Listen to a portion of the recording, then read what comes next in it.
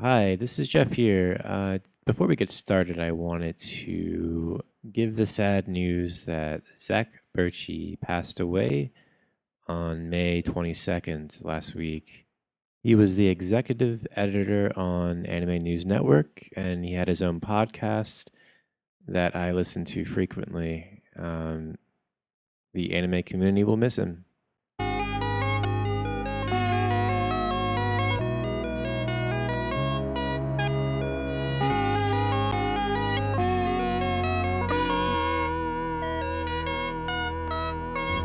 Hey guys, welcome to the Otaku Host Club's Hunter x Hunter episode. There's a lot to be said about arguably one of the best anime of all time, and oh man, did we say a lot. First we'll get into reasons why we love Hunter x Hunter, and a little bit later we'll get into some Hunter x Hunter trivia. So sit back, relax, and let me pour you a tall glass of exceptional shonen anime.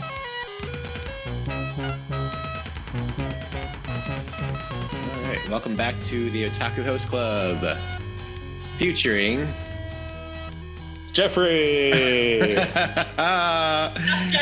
Just Geoff. I am the 80s and 90s otaku. I think I'm gonna go with that title. All right. Yeah. Self-proclaimed. And Amelia. What's up, guys? I am 10% Moe, 90% trash. Amelia here. Hello. Welcome. Amelia's got the most professional microphone out of all of us now. I do. Yep. Thank you, Daddy. I love Slowly you. upgrading. You can tell by the dynamic range of her voice that she is a true professional, Yes. being captured with the highest fidelity. Yes. Also, you can probably hear everything I'm doing. If I do anything weird in the background, guys, I'm sorry. I can't help it. I drank too much coffee and I can't sit still. Word. Yeah. Dan, Dan in the house. it's your birthday today. It's my birthday today. Yay. 33 years ago, I was unleashed on the world, and 33 years later, I'm still thinking about the Macross episodes that I watched as a little kid. Nice. We need to get you a Valkyrie for your birthday. Yeah, that'd be cool. I need to, so this year has been the year of the Gundam. I'm thinking next year will be the year of Macross, and I'll try to get my way through the entire Macross franchise. Oh, there's a lot, right? There's Mosquito and yeah, there's a lot, Hero. and I've seen the original Macross. Some of the earliest memories of my entire life were watching Macross as Robotech. When I was in, before I was even in preschool, and I was really, really young. I was, and I rewatched the original as an adult, and it just completely blew me away when I saw certain scenes. I was like, damn, dude, like that's what that was, when I was like 4 years old or whatever, sitting on the couch and watching TV like that. I remember these scenes. I remember when it comes out, when the big ship comes out of the lake and the two characters look at each other and they're so excited and shit. I'm like, oh yeah. I Did you watch it remember on, that's imprinted in me. Did you watch it on Sci-Fi Channel in the mornings? Like Saturday, Sunday morning? I don't remember. I just remember watching the TV and those scenes.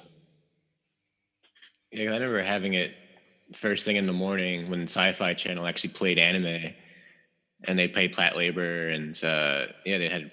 See, that's the thing. I don't remember if it was labeled Macross or if it was Robotech. Probably Robotech, right? Yeah, I'm assuming it must have been Robotech. Yeah. I was like really fucking young, so I had no concept of what channel I was watching this on or what exactly it was I was watching. But certainly that must have made a big impact on me, because throughout all my life I was attached to watching cartoons and not just Transformers and G.I. Joe, but all the B grade. I watched X-Men and Wildcats. I watched Transformers and GoBots. I was knee deep in it. I used to wake up at 6 a.m. all through elementary school and just watch cartoons straight up until they switched over to wrestling at noon. But I never got into wrestling, so that was when I tapped out. I was so into wrestling. Yeah, I mean, wrestling's pretty cool. I was super into wrestling. Stone Cold Beast Wars. You still watch wrestling? Yeah, I still watch wrestling. Yeah, I do. Yeah, wrestling's pretty cool. Beast Wars, not quite as cool as I remember. Oh boy. Which one? Beetleborgs. Anybody watch Beetleborgs? Big I don't bad remember. Beetleborgs. Big. I don't remember Beetleborgs. Oh my gosh, there was like a Burger King toy that I really wanted, and it was a Beetleborg. And its claws moved, and in the commercial for Burger King, you could get this claw guy and eat your French fries with it. Oh, cool. We went to Burger King specifically for this toy, and it was me and my sister.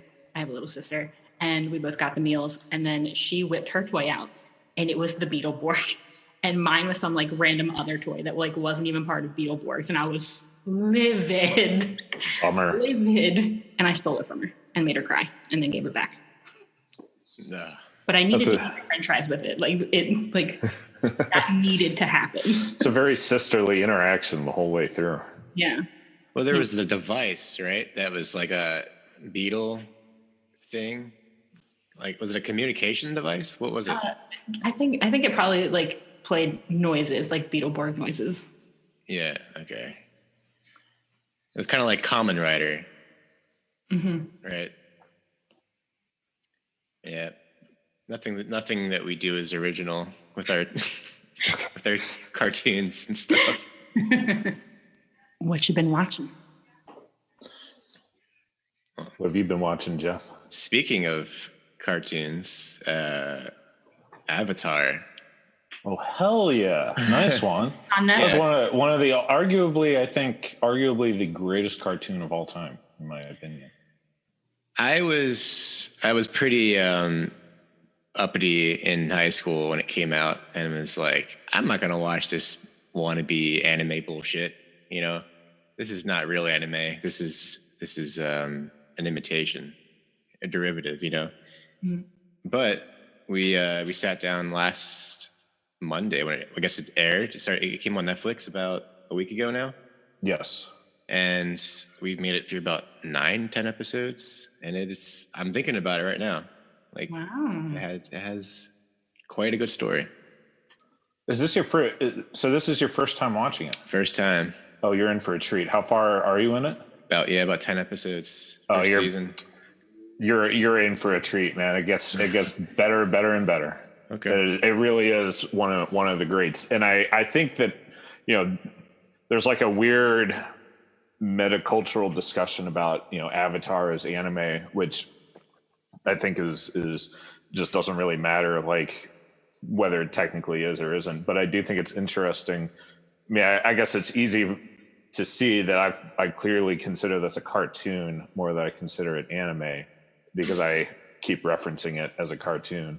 But I do think it's interesting that it is a cartoon that is literally so good that people don't want to call it a cartoon, and they want to call it an anime because it's just reached that level of emotional maturity and thematic punch.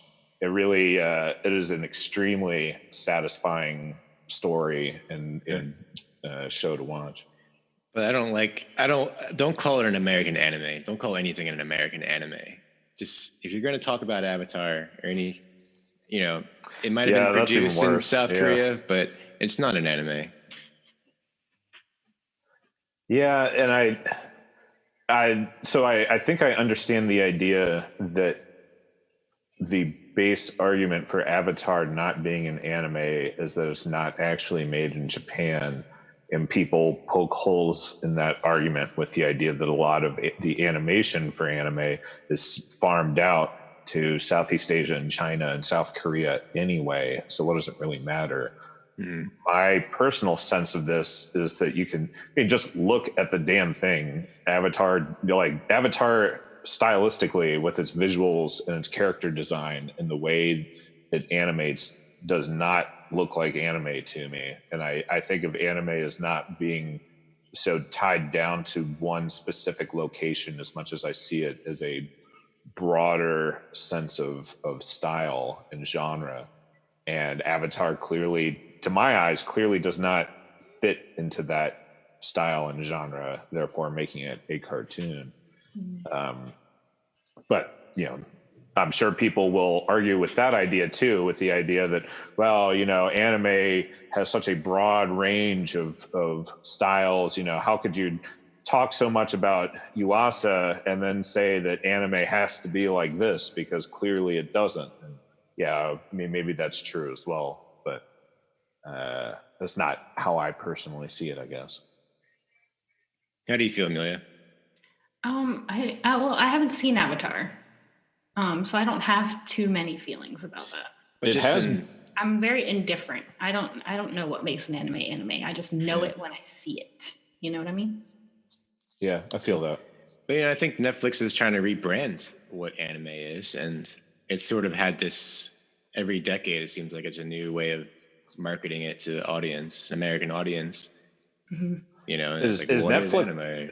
Is Netflix pitching this as an anime thing? No, but I think if you were to look under anime as a genre, this would pop up. Interesting. But also, I mean, again, this is a real crossover hit, right? Like, I can understand how people into anime would want to watch this cartoon, because it's like fucking amazing, because it's absolutely outstanding. And if you are interested in animated stories of value, regardless of how anime it is or isn't, then this would be right up your alley, because it's more than just the average. When we think of cartoons, we think of like silly one-off stories that kind of go nowhere and just have they're like sitcom shows of the 80s and 90s, where like everything is wrapped up, starts, middle, and ends in one episode, and everything's self-contained, so you don't really, you can just tune in when you feel like it, and it doesn't really go anywhere or say very much. It's just kind of entertaining or funny in that moment. And Avatar is really not like that at all. It is a epic story that continues to build as the episodes go on, and then it has an extremely satisfying ending that very nicely concludes and wraps everything up. And it really is just a very wonderfully crafted tale in that way. So I think that is really what makes it more than just the average cartoon. Without all the blood and gore and violence. Oh, is it violent? It's yeah, it's not realistic in that sense. It's like, oh man, they're gonna like kick this guy's ass, and then like they don't actually get hurt per se. Like, you don't see them physically get hurt, even though one guy breaks both of his arms in one episode. Yeah, I mean, there is a lot of violence and some level of death and destruction, but I don't think. I mean, I guess it is arguable that it is toned down significantly, because it's supposed to be a kid's show, Right. And in that way, I feel like for a kid's show, it's a little bit heavy-handed. For an adult show, it's a little bit light and lighthearted, because it's pretty funny, or is always trying to be funny and silly in a successful way. I think it does a very good job of navigating both being a very serious story, but also being pretty lighthearted and kid-friendly and silly enough to appeal to little kids. But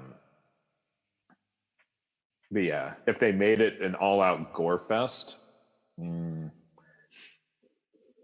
actually, I think it would lose. Yeah, I think it would lose a lot of its charm, because part of what makes Avatar so appealing and so charismatic, in my opinion, is the fact that it is extremely wholesome.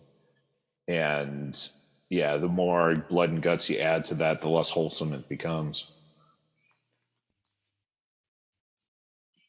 What you been watching, Dan?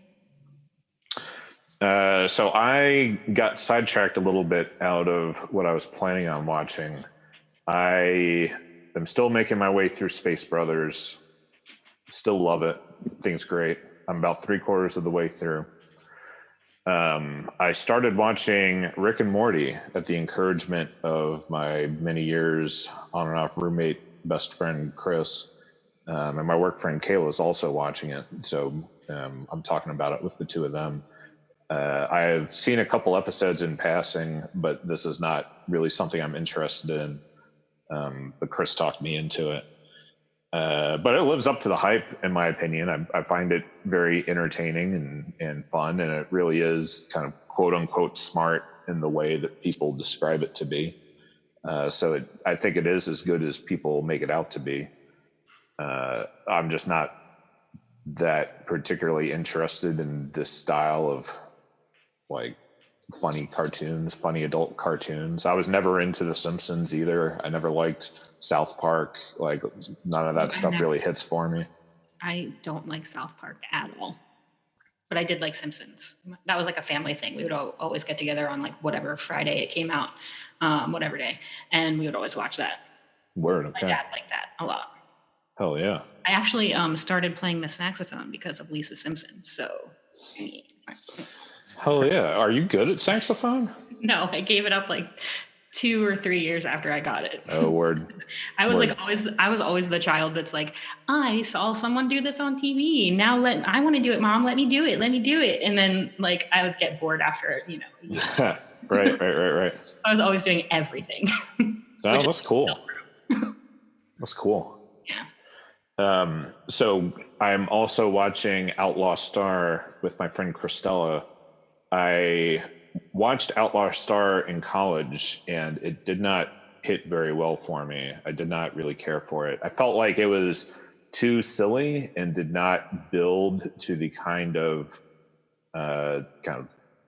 story, did not build to a powerful enough story or like a gripping enough emotional journey that I thought that it could. It seemed like it had wasted potential in that way. Like it was really selling itself short. But then our beloved YouTube guy, Mr. Super Eye Patch Wolf, made a very nice video about Outlaw Star that me and Christella each watched, and we were talking about it, and we're like, wow, maybe we should go back and rewatch, rediscover this. Mr. Super Eye Patch Wolf makes a lot of really good points as to the merits of this show. And as I rewatch it with fresh eyes, 15 years later or whatever, I agree with what he's saying. There's a lot of really great parts of this show. I'm only 5 or 6 episodes in right now, but it's got a really strong start. And it highlights to me what I think I didn't like about it to begin with is that it starts strong and then it gets more goofy as time goes on. And I think that must just be a flow of story that doesn't sit well with me. If you start goofy and then get more serious as time goes on, I think that intuitively makes sense to me. But if you start real serious and meaningful and then get more goofy and kind of lighten the tension as time goes on, that really doesn't sit well with me. And it makes me wonder, like, why do I care? Or like, what is really the point of what I'm watching? I thought I was going to get some meaningful story, but instead it's just kind of dumb and silly. And that de-escalation is very, very unappealing to me. And that is really what I have taken away from these first couple episodes of Outlaw Star. I have also watched a bunch of movies this week. I watched Char's Counterattack as part of my journey through Gundam. Geoff and I were texting about that. I thought it was a great movie. I still have no idea what the fuck was going on or what is the meaning of what I just saw. Like, why is Char throwing asteroids at Earth at this point? Like, who are half of these characters that are introduced in a manner that makes me feel like I should already know who they are? How did we, and I understand that or at least I'm assuming some of my confusion has to be that I skipped the Gundam comedy show that happens in between Zeta Gundam and Char's Counterattack. Where they're all chibi characters, right? Yeah, they're all like Amuro's like assistant / girlfriend. Like, what happened to the blonde woman from Zeta Gundam? Why is he now with this younger assistant girl? Who is she? Plus, there's Double Zeta. Double Zeta as well, but I don't think that's in between though. When did? Hold on, I gotta look this up. Double Zeta? Is that what? That wasn't even on my radar. Yeah, Gundam. Double Zeta follows. It's directly after Zeta, but it's kind of a comedy. Yeah, that's what I'm talking. Yeah. Okay. Yeah. Okay, Gotcha, that's what. gotcha. Yeah. Okay, that is what I was referring to as the comedy Gundam show that I skipped over because everybody says that that's bad and not worth watching. So Okay. I didn't actually watch it. I'm assuming that a lot of these characters must have been in Double Zeta, and I just wouldn't know because I didn't watch it. I'm not planning on watching it if it's got such universally bad reviews. I also didn't understand, like the mechanics of all these different Gundams and mobile suits trying to stop the asteroid at the last second. Even Char's own crew suddenly switch sides and try to stop the asteroid.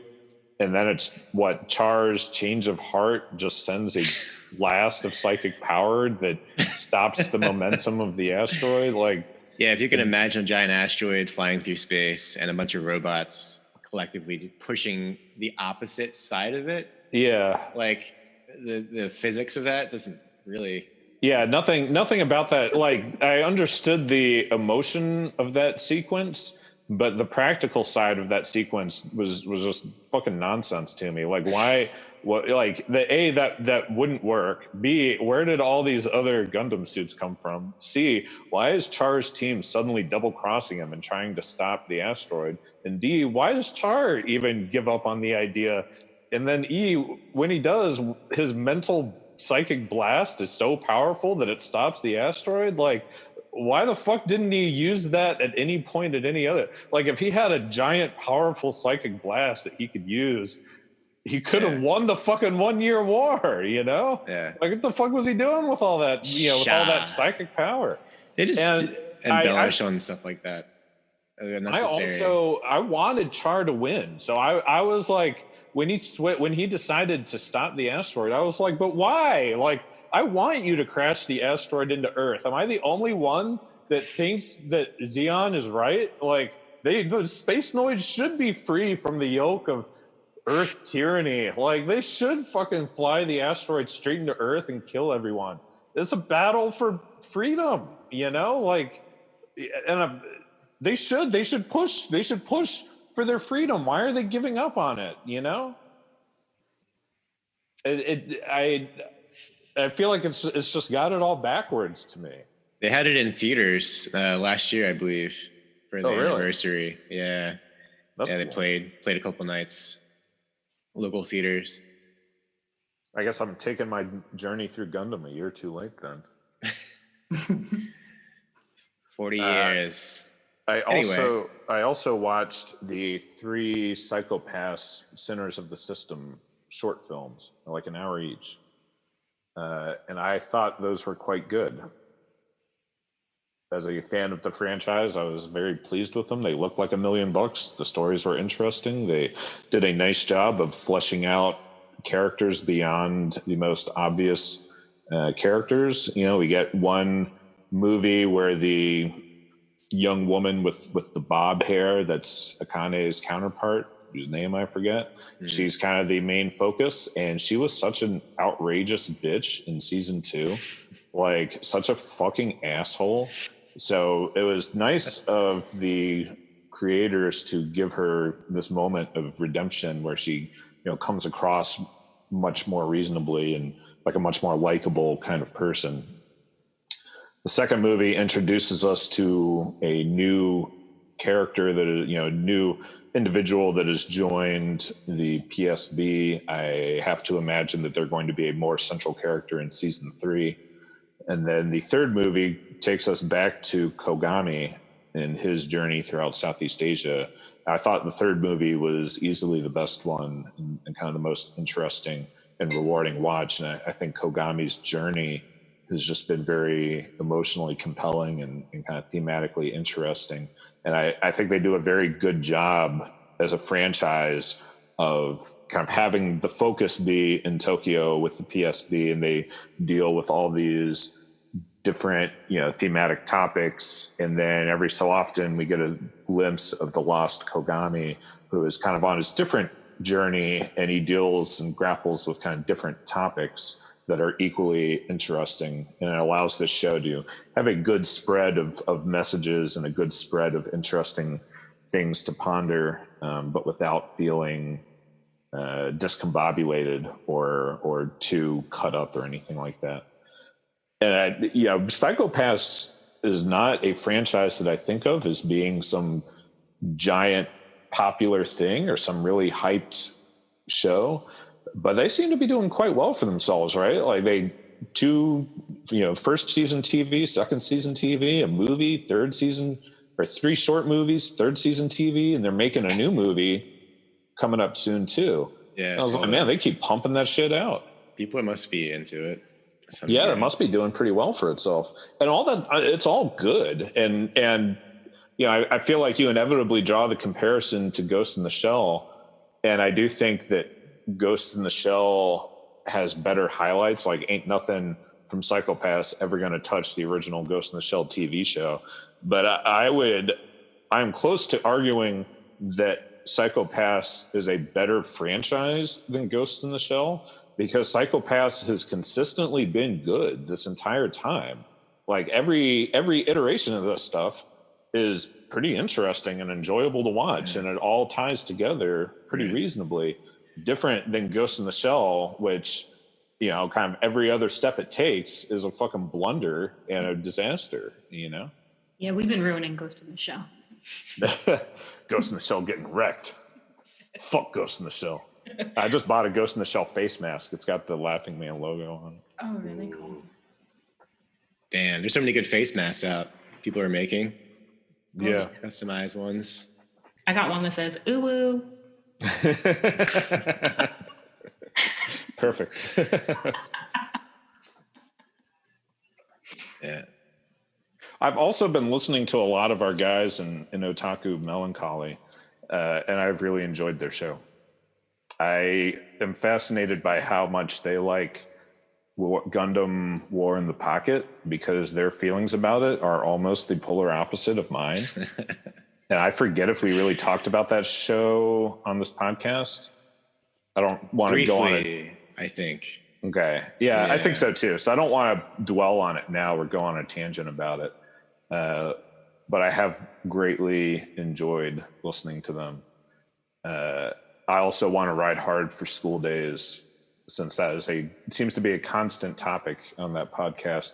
I also think School Days is one of the all-time greats of anime. And this relates back to my kind of overarching theory of art in general. It's one, if you try to be good and you are good, then that's success. If you try to be good and you're bad, that's failure. But if you try to be bad and you are bad, then there's success in that too. And School Days clearly is just trying to be so over the top and ridiculous. It's insane. It's so trashy. It is a fucking brilliant success. It's not like this thing is trying to be anything other than what it is. It's not trying to be something different and failing. It is fully embracing making this insane, trashy, ridiculous story. It's amazing. We should do our own episode about it, in my opinion, because there's a lot to say about it. It's super entertaining and interesting. Oh my gosh, yeah. We should do an episode about it. I love School Days. And I love School Days since the beginning. I've never been a hater of School Days, and I don't understand. Yeah, same here. The first time I saw it, I rewatched it twice immediately afterwards. Mm-hmm. I watched it 3 times in a row. I feel like maybe people don't realize the artfulness in it. I don't know.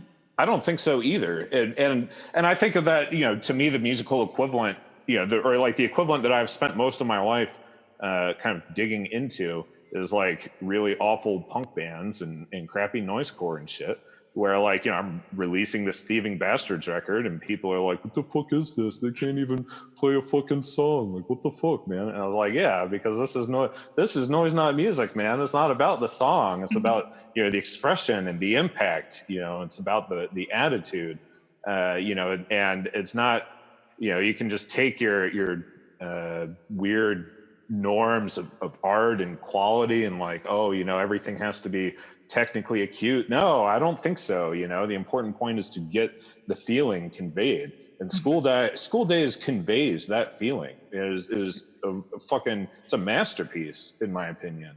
Yeah, I guess I grew up like watching those like shitty 90s horror movies like Final Destination and I Know What You Did Last Summer, and those are like, I feel like very comparable to School Days.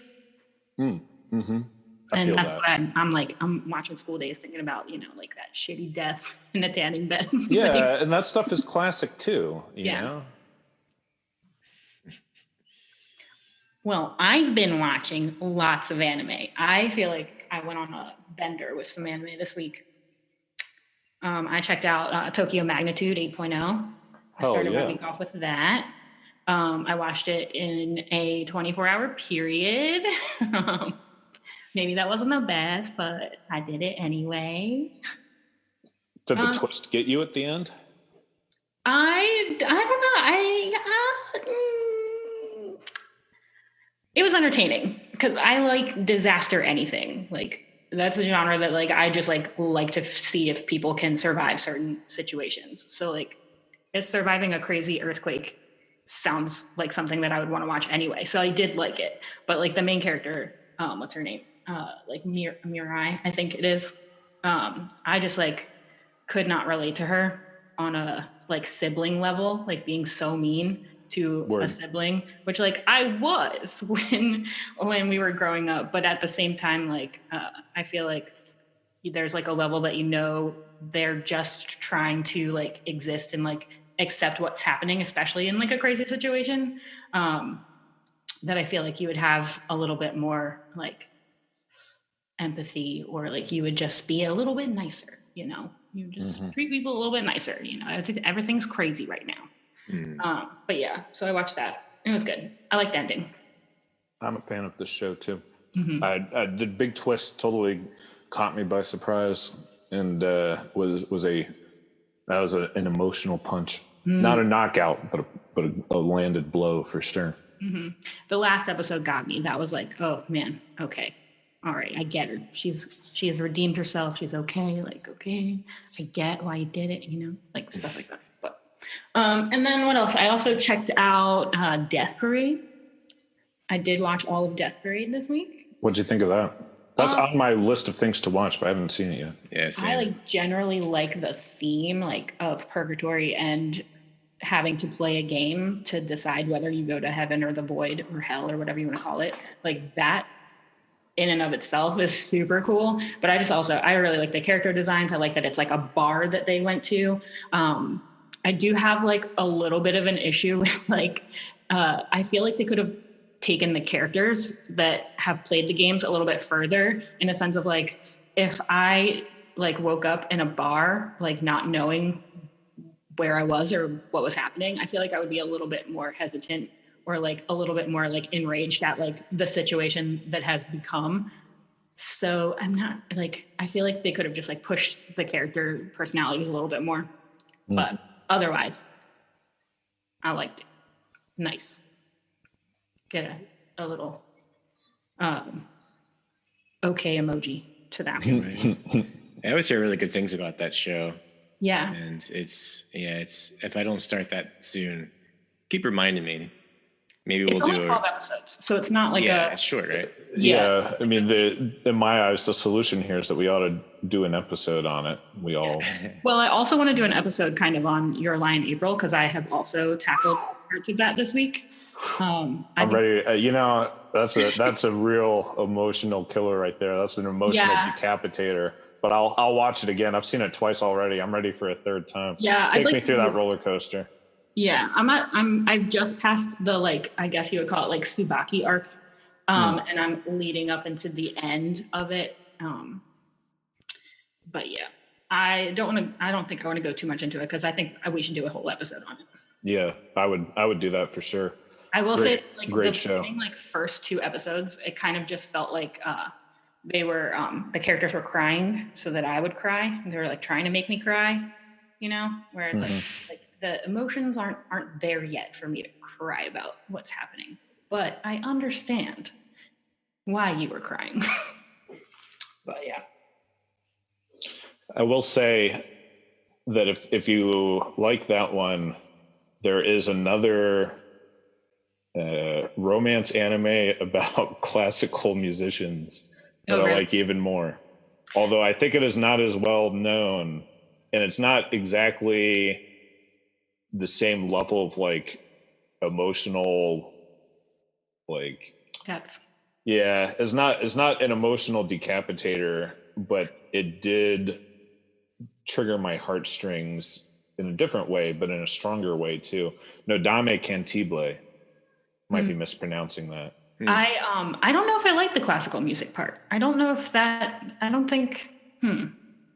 Interesting word. I feel that. I feel like I'm more. I really like it. Oh, sorry. I keep interrupting you. So. No, you're fine. You're fine. I feel like I'm just like more interested in the characters and how they are developing within their group, and the vehicle is through these piano recitals. But I don't think that's like the kicker for me.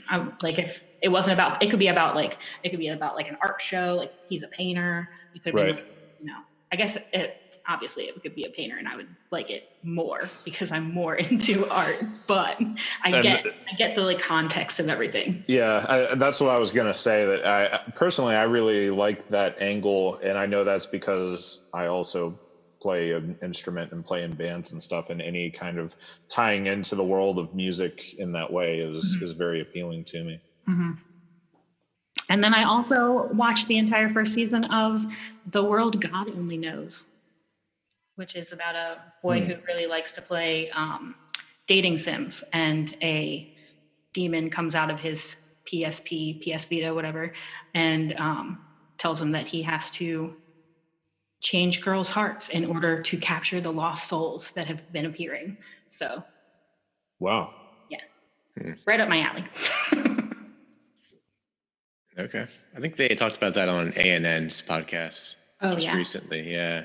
I watched all of it, but I'm not sure how much I like it. I'm assuming this is more like a comedy kind of show, or it's like pretty lighthearted. Yeah. And it's like kind of, there's like, I guess like kind of episodic. There's like a girl that he has to change her heart, and then there's situations that happen where he is able to do that. And then they capture the lost soul. And then they move on with the next girl. He's basically trying to date all the girls in the anime. But like not really, because they forget about the interaction after the lost soul has been like captured out of their body. Right. But yeah. How convenient. They're the cute little like devil demon girl has like a big giant skull brooch and has a really cute outfit. And so I like that about it. I keep watching because I like her. Word. Yeah, it sounds spicy, but without any of the difficult drama. Yeah. Makes me want to play a dating sim, so I too can save lost souls. Yeah. Date all the girls, but have none of the drama or commitment to it. I haven't played a dating sim in a long time. Oh. I have never played a dating sim. I don't know if this counts, but I've played Galgun Double Piece. Galgun? Yeah, and I really like it. What is that? You basically just like run around the school, and you have to, I forget, either like tickle or like put your hands on, or like you shoot something, you shoot girls and their clothes fall off, and like the more you shoot them, the more their clothes fall off. And then like they make all these like crazy noises, and you have to like steal their heart. That sounds awesome. I would play that. Pretty awesome. PS4, really?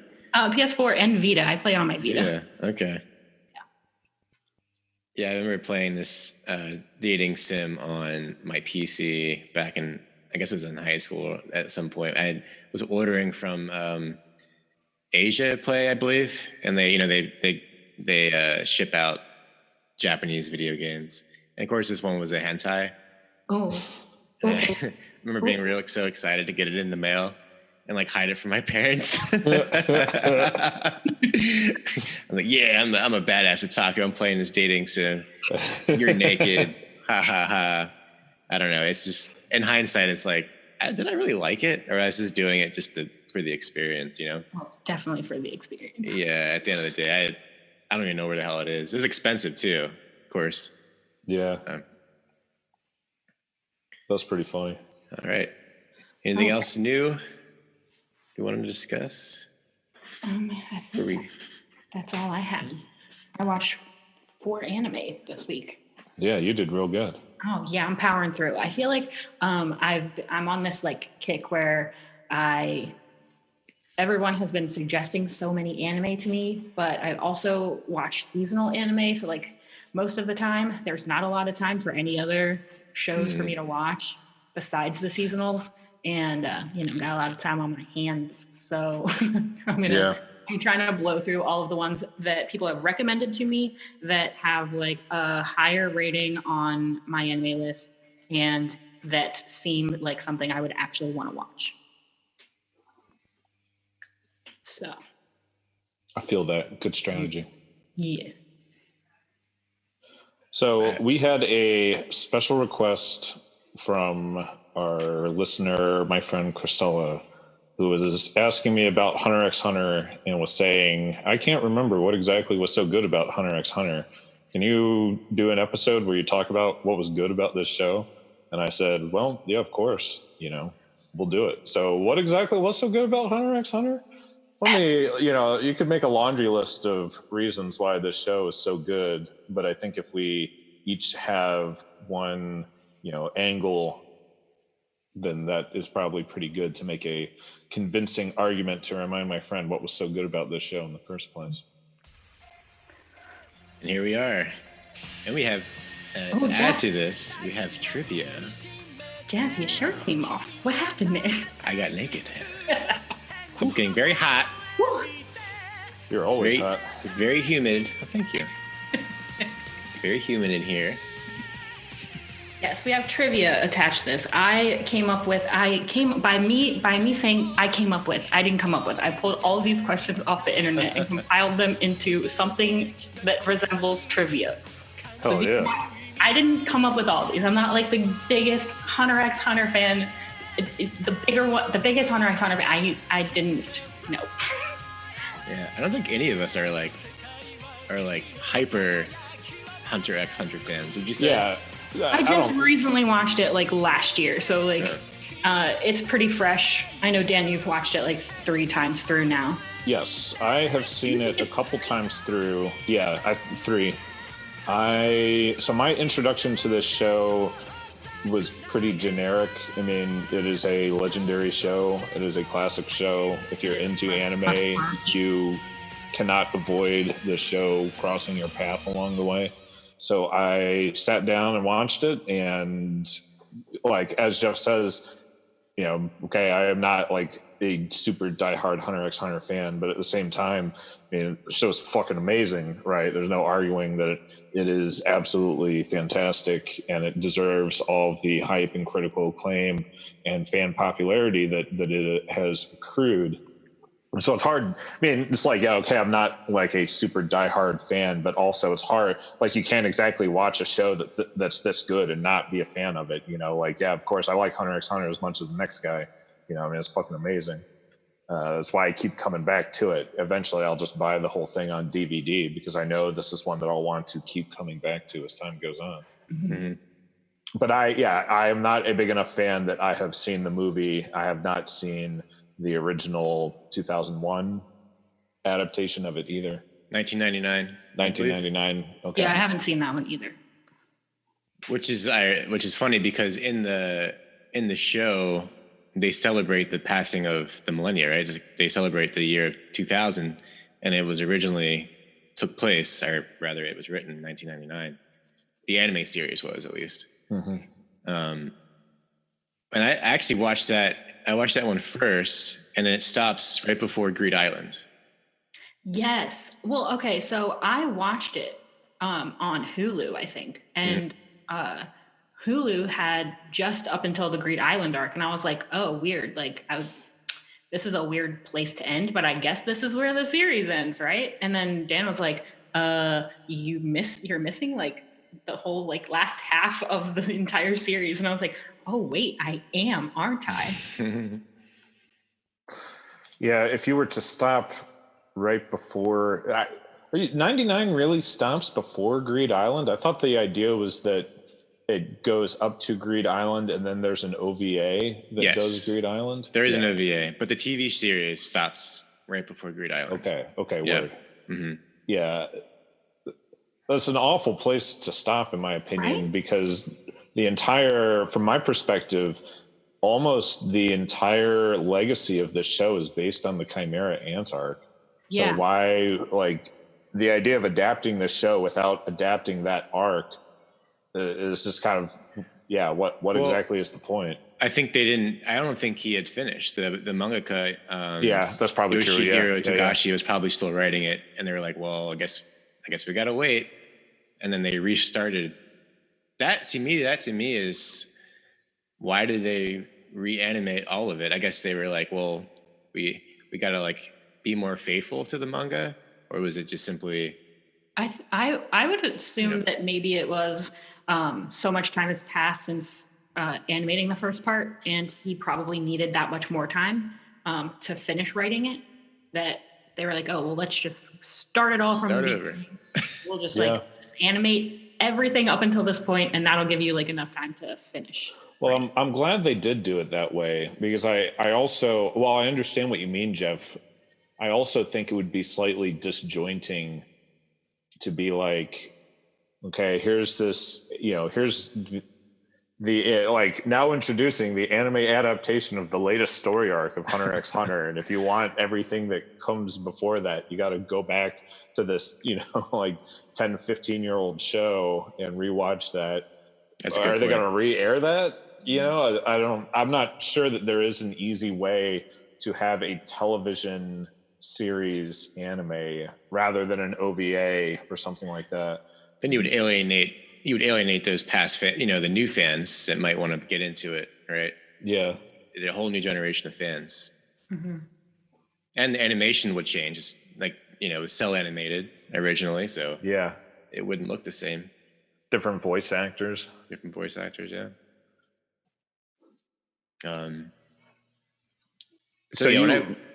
Go ahead, Geoff. Sorry. Yeah, no, that was just gonna probably answer your question. Like when I watched the original, it was, I'm pretty sure it was fan subbed, but it was definitely like memorable. And I remember watching it when Amelia would come over and Steve would come over in our dorm room, and like I'd watch 1 or 2 episodes a night and sort of like really dive into this show. And when it ended, I was like, what the fuck? Why? You were gutted. I was very upset. So when I knew that it was coming out again, when I heard it was being reanimated or from scratch, I got excited, but I don't think I started watching it until maybe 2 or 3 years after it had started. So I quickly jumped on that. And then Dan was like, man, the Ant arc is the best, right? Premier Ant arc is the best. And I stopped watching it maybe during Greed Island, like towards the end. It felt so drawn out. I absolutely hated it. I know. I don't know about you. The Greed Island arc? The Greed Island arc, yeah. I didn't like it. Strong words. I like it. Yeah. I mean, I have I'm always the unpopular opinion, but the Chimera Ant arc, I felt like also the beginning of it like was really drawn out for me. And I even texted Dan like, oh my God, Dan, like what, like, does this go anywhere? Because like I get that this ant needs to evolve, and do I really need to see every single evolution? But then like I watched it and I was like, okay, yeah, like maybe I do need to see every evolution, but I was like, oh, I'm powering through this part. Yeah, but the ending is very rewarding. So like, yeah, yep. Because really, all the drawn outness of the early Chimera Ant stuff is setting up for the Palace invasion, and then once the Palace invasion happens, is just so dense with material, and it was so dense with plot and so dense with theme. Is really just amazing. And I have seen a lot of I've seen people postulating online that at the time that Chimera Ant was being published, as you say, Amelia, people thought it was so drawn out and so, just so boring not enough happening. And then people were saying at that time, so they say now, at that time, the feeling was there's no way this could be adapted into anime because there's simply too much happening at any given moment.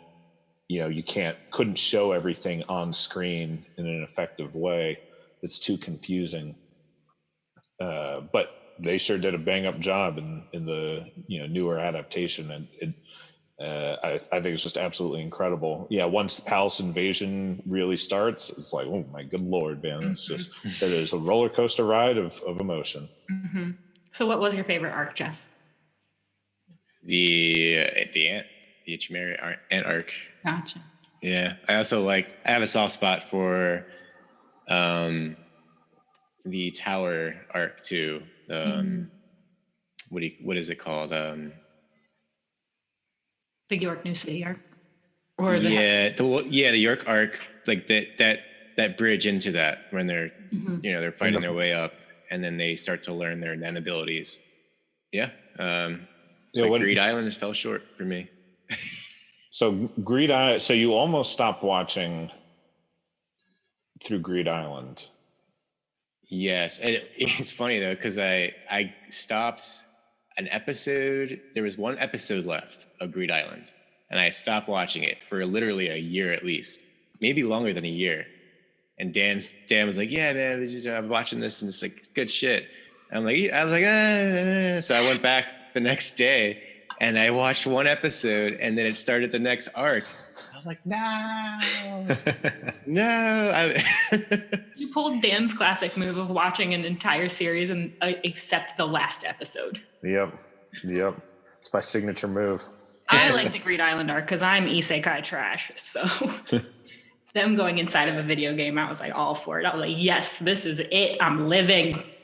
Yeah, it felt like a whole nother anime in my opinion. It was like, let's be Cardcaptor Sakura, or let's be I love Cardcaptor Sakura. Yeah, and if I had one critique of Hunter x Hunter, it would be that. And that is part of what prevents me from really grabbing hold of this show in my heart, is it comes across to me as very, very disjointed. And I don't necessarily mean that in terms of style or genre, but I mean that in terms of world building. And when we think of, for example, we think of One Piece, we can imagine the world of One Piece, and it's a very coherent kind of thing. And we think of Legends of the Galactic Heroes. Yes, like this is a fully lived in world and everything makes sense. And Hunter x Hunter gets a lot of critical acclaim for its world building. And I understand that because it does come across as a relatively fully fleshed world with, lots of kind of, believable side characters and different people you meet along the way, and everything links in a relatively consistent way. But on the other hand, as we follow our, these characters through their journey, they're like kind of plane hopping from continent to continent and city to city. And every time they go somewhere, it's like completely random as to what that area is like. And it just doesn't, the pieces don't fit together so neatly in my mind. And I understand that, there's maps of this stuff. You can draw on a map like where each of these continents are and where all these cities are in each continent. And, there's little hints of, and I guess that's really the problem to me, is that, you have these details like during Chimera Ant that like, oh, they're in this weird country that is more or less run by terrorists, that, by eco-terrorists. So everybody lives as sustenance farmers, and they have a very cold relationship with the, metaphorical North Korea next door. It's like clearly supposed to be analogous to North Korea. Right. And they talk a little bit about the politics of these two bordering countries and the political parties that operate in them. But that just makes me feel like, okay, like at no other point in the story do we deal with the politics of any other country or any other, we've given this little snapshot, but I don't have anything to put it into a larger frame of reference. Like at no point do we discuss like I couldn't even tell you any other country that in Hunter x Hunter. You know what I mean? Right. So it just comes across as disjointed for me in that way. And then at the last second, it's like, actually, our entire set of continents is just this little tiny spot of islands in a giant lake because the planet is secretly like 50,000 times larger than Earth. And there's a whole fucking enormous planet that we live on that nobody has ever explored before because we got to get out of the lake. And again, I'm just like, what? Like, what in tarnation is going on here? Like, on the one hand, that's really cool, but on the other hand, like, ain't nobody from the outside world ever made it to this little chain of islands in this lake. Like, why the fuck not? Yeah, I could kind of look over that. I know what you mean, though. Yeah. I know what you mean. I took it as like being epic. They're like, I guess it didn't really matter like how much of the continent we saw, but just that it is there and it exists and the world is epic. Yeah. I'd love to see a Gin Freaks side story, like an origin story. That's what I want to see. Yes. Oh, man. I agree. I would love to know what is in his brain. Yeah, he's an enigmatic character. We don't really know anything about him, do we? No, he's mysterious. Yeah. Yeah, and where's Gon's mom anyway? Yeah, no one cares about their children in shonen anime. It's just like, we're going to leave you alone to grow up. You will survive. Your aunt will take care of you, duh. What is it? Your aunt will take care of you. Yeah. Or Piccolo will take care of you. Abuse you at a young age, like that builds character. My neighbor Jamal was just over here Friday night to borrow a hammer and some nails from me to hang up a Dragon Ball Z poster. What was the poster? It was, Piccolo and Goku and Gohan and everybody just, posed, looking hard, Super Saiyan'd up, bright, colorful. It was a good looking poster. We could do a whole episode on just like shonen, like what the hell shonen anime is. Yeah, let's please not do a whole episode. Let's not. I mean, well, the Yu Yu Hakusho is I would do made. That one I would do more. I have not seen Yu Yu Hakusho. This predates, have Hunter x Hunter. It's the same creator, I believe, illustrator, right? And I think Yu Yu Hakusho is arguably, I don't say better. It's just different. But maybe a more complete story. What were you gonna say? It's different, but good. It wraps up at least. Yeah. It's not in some manga hiatus. Indefinitely. Manga purgatory. Yeah. So, Geoff, what exactly was good about Hunter x Hunter again? Yeah, Geoff, what do you like about Hunter x Hunter? It brings together all the great elements of a good shonen anime. And it's sort of, maybe it embodies all the things that we like about shonen anime. And it's not pretentious, I guess. It's still lighthearted. So what do you think are the parts of shonen anime that we like so much that Hunter x Hunter is bringing together? Well, Gon is sort of like a Goku character. He's kind of an underdog, but he's pure-hearted. And he's like always potentially going to be the strongest character in the anime, and you get to watch him grow and sort of adapt his fighting and learn different techniques. Ultimately, the fighting part, right? Mm-hmm. So he's learning all the different techniques of Nen and how to use them in different fighting situations. But the fact that it gets a little overcomplicated, in my opinion, kind of that's my biggest downfall for me. It's just too complicated. Each character, you know what I mean? It's like they're taking all these different words and combining them then and how to transmit these powers. It's like just overly complicated.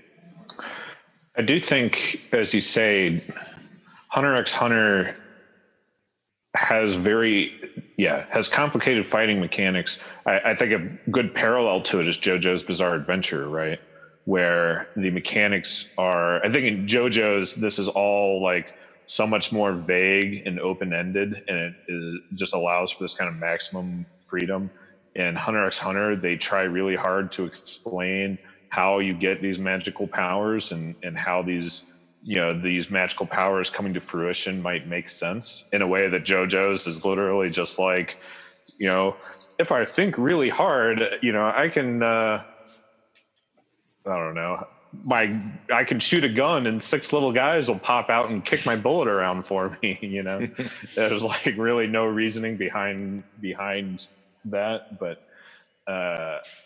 with Hunter x Hunter, they would actually say like, well, because of your Nen type being X with a little bit of Y, it manifests as these little guys that can run out and do this for you.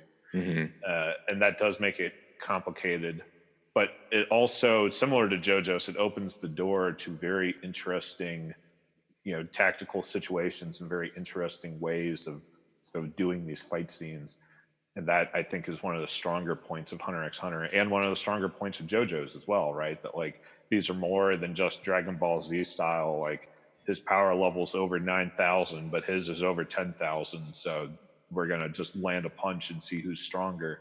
It's much more of a tactical sense of, what do I do with the powers that I have, and how do I counteract the opponent and the powers that they have.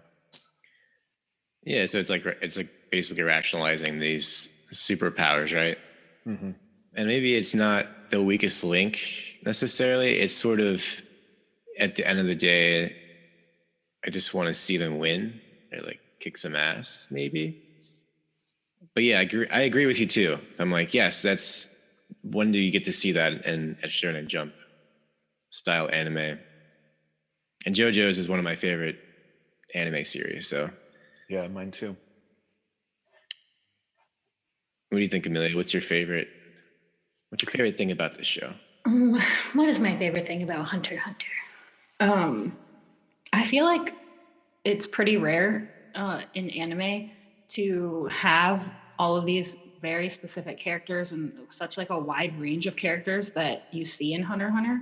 And most of them have like fleshed out like personalities, and you get to really like see these characters grow and become like stronger, and like that like create these like really tight-knit like relationships with each other.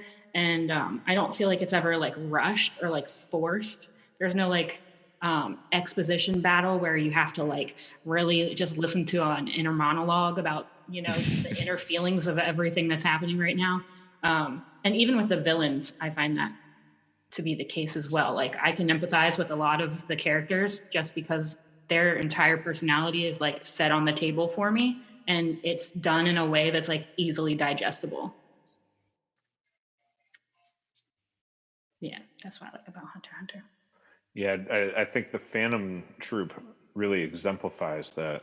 Mm-hmm. And that's something that I've seen many people comment on, that as you watch the Phantom Troop, for in a relative sense being villains and in many ways being kind of side characters, they are incredibly fleshed out. They each have their own distinct personalities and their own distinct kind of goals and values, and they're all really hyped on being in the Phantom Troop. They're like clearly close friends that care about each other. Mm-hmm. They're always joking around with each other and having very intimate interactions, both on of a serious nature and of a more joking nature, lighthearted nature. It's hard to think of these guys as being quote unquote the bad guys, because mm-hmm. they're portrayed in a very likable way. Just want to point out that this was written a year before Naruto. Just to put that in perspective. Yeah, I was actually the same reason I like Hunter x Hunter is also the same reason I like Naruto. Like the characters in Naruto are all fleshed out. Like you can very much empathize with like everybody's belief system, and you know why they're fighting, and you know their ninja way. Same thing as in Hunter x Hunter. Well, I mean, like Naruto like goes off the rails for a bit. So, like it's not Yeah, exactly. but Naruto, I think Hunter x Hunter would have. I think it's still popular. I don't know as popular as Naruto. If Hunter x Hunter had a anime release, the way it did now, when it had come out, I think It would. I feel like, and I want to say, I feel like it would have been more popular. Yeah. Well, from America to Japan too. Like has the bigger fan base, I wonder. Well, I think Naruto is a whole other scale of popular than Hunter x Hunter. In Naruto, I can go to the candy store down the street and they have Naruto flavored soda that they imported from Japan. This shit's huge. Even at this point, it's still mega popular. I am not convinced that Hunter x Hunter would have achieved such a level of popularity, even if it had a kind of serialized release schedule. And the reason for that, however this is going to sound, Naruto is really fucking stupid, which is fine. I like Naruto a lot. I'm a big fan, seen it all. But then I haven't watched Boruto, and my friend Kiyasu told me that I am not a real Naruto fan if I don't watch Boruto, which weighs on me. But it's Boruto is also kind of like Dragon Ball Z, where like you had the Dragon Ball that came before it, and it's about the normal people, and it's about the babies, So it's like kind of thing. Yeah.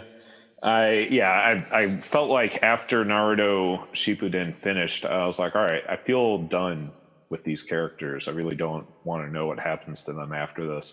I don't see how anything interesting could happen to them after this, given what Naruto Shippuden was like, which I think is more of a problem of power scaling and kind of writing yourself into a corner. But this is all to say, yeah, Naruto is dumb. There's nothing wrong with that, but because it's kind of dumb and childish, it has a much broader level of appeal and a much larger age group and target audience possible to it. Like you could have elementary school kids watching Naruto and buying up all the merch and feeling like this was hot shit. I don't think that would hold true for Hunter x Hunter, because Hunter x Hunter is significantly more adult and not nearly as playful or silly or even like as simple to get into, in my opinion, because it's a lot more dense and a lot more a lot more adult. I guess the themes are a little bit more adult, but like the couple main characters, they're like children. There are a lot of children in which is they're kids, but I would but I don't think that necessarily makes it more. It's true that they are kids, but they're not exactly on a children's journey or something, not in the same way that Naruto is. They're like kids living in an adult world, whereas Naruto is like, a coming of age story. The kid Gon and Killua are not exactly coming of age. Killua's parents are fucking like hanging him from the ceiling by the wrists, and his older brother's whipping him and being like, fuck you, buddy. They're already adults, essentially. Yeah. Right? They're basically adults in kids' bodies. And not to ruin it for you, but Gon turns into a Super Saiyan adult. So there's a little bit of that ultimate Japanese trope of children acting like adults. Gon presumably is like elementary school age, but then he goes on a date with what's her face and is like, Yeah, with Palm, and he's like, "Yeah, I used to be like a male escort for women on my little island." Like, who exactly was hiring this? And it's not like he looks old for his age. He's like clearly like pint-sized little kid. Clearly is of an elementary school age. What woman is hiring this elementary school age boy to be their male escort?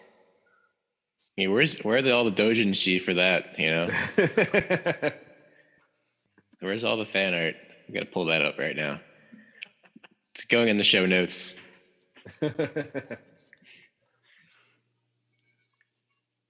Ooh, Yeah, can you imagine I also don't think fan art. What is it? I was just imagining Netero fan art. Netero's fucking badass, man. When he busts out the heart shirt, I'm like, it's fucking hard. Master Roshi's cousin. Distant cousin. I see that. I also think that if Hunter x Hunter was serialized like that, there's no way it could keep up the level of storytelling complexity that it has. Yeah, I feel like part of the reason Hunter x Hunter is so fucking good is the fact that this guy who has mastered the genre, as you see with Yu Yu Hakusho, has been given free reign to just do whatever the fuck he feels like at his own pace and allow his ideas to sit and mature and kind of take their own shape without the necessity of deadlines or money. He's already rich from Yu Yu Hakusho, so he's been granted a lot of artistic freedom. If he was set with these limitations of having to pump out content every week, I'm not sure that we would have the same level of quality that we have. There's no filler episodes, right? There's no filler. No filler. And I feel like Hunter x Hunter is a world that you can get, that you could like imagine being in. Whereas like being a ninja is a very, very specific thing.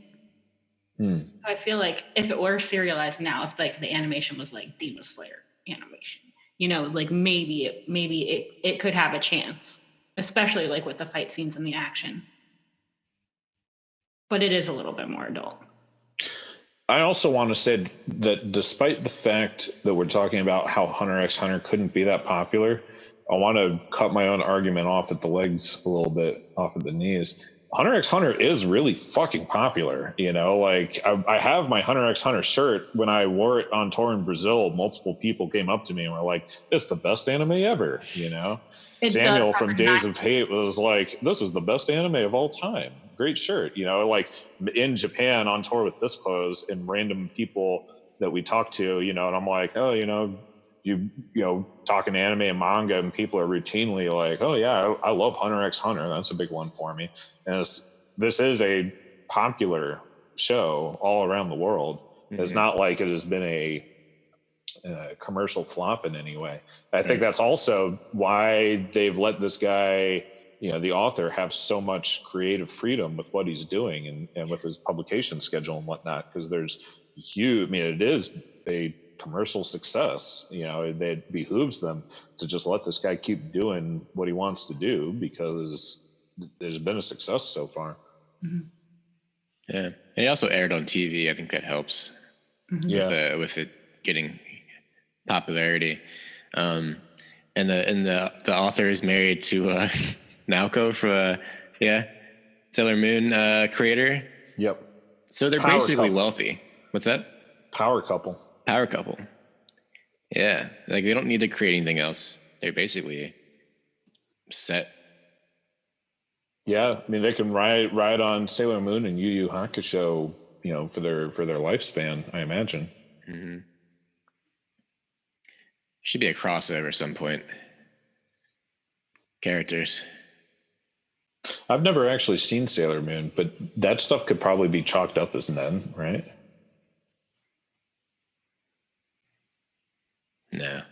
No? Okay, never mind that. Never mind, I'm wrong. I was having a hard think about it too. I was over here like, man, what would Usagi be? Would she be a transmuter? Like what?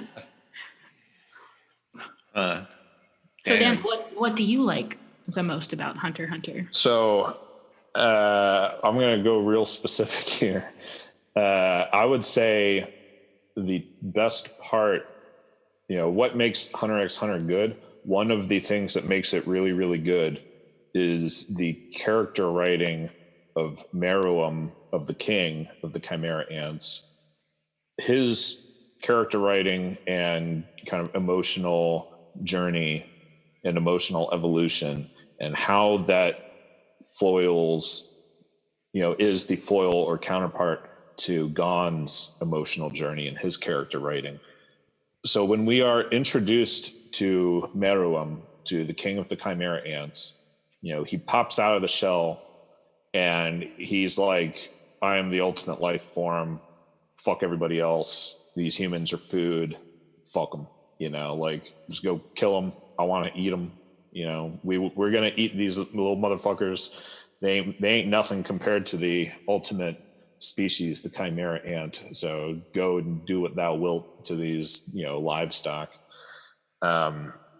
And this kind of continues in Meruem. We see this guy, he's so incredibly overpowered in universe. I mean, nothing can touch him. He is, not only from a physical standpoint, like from a combat standpoint, he can crush any person, any other in-universe being around him. Is nothing compared to how powerful this guy is. But also mentally, like we see that this guy is a master strategist, is incredibly resourceful and intelligent.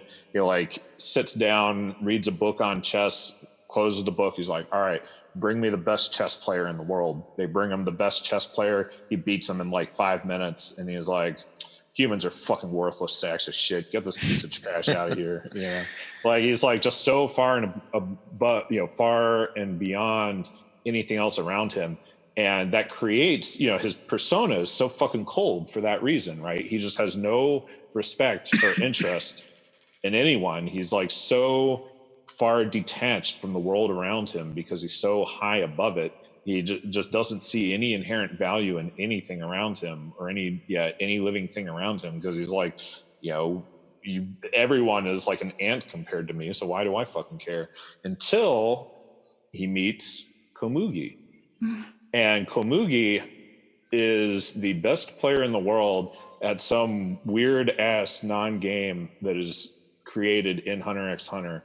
It's kind of like chess, but it's clearly not chess. Wasn't it Japanese shogi?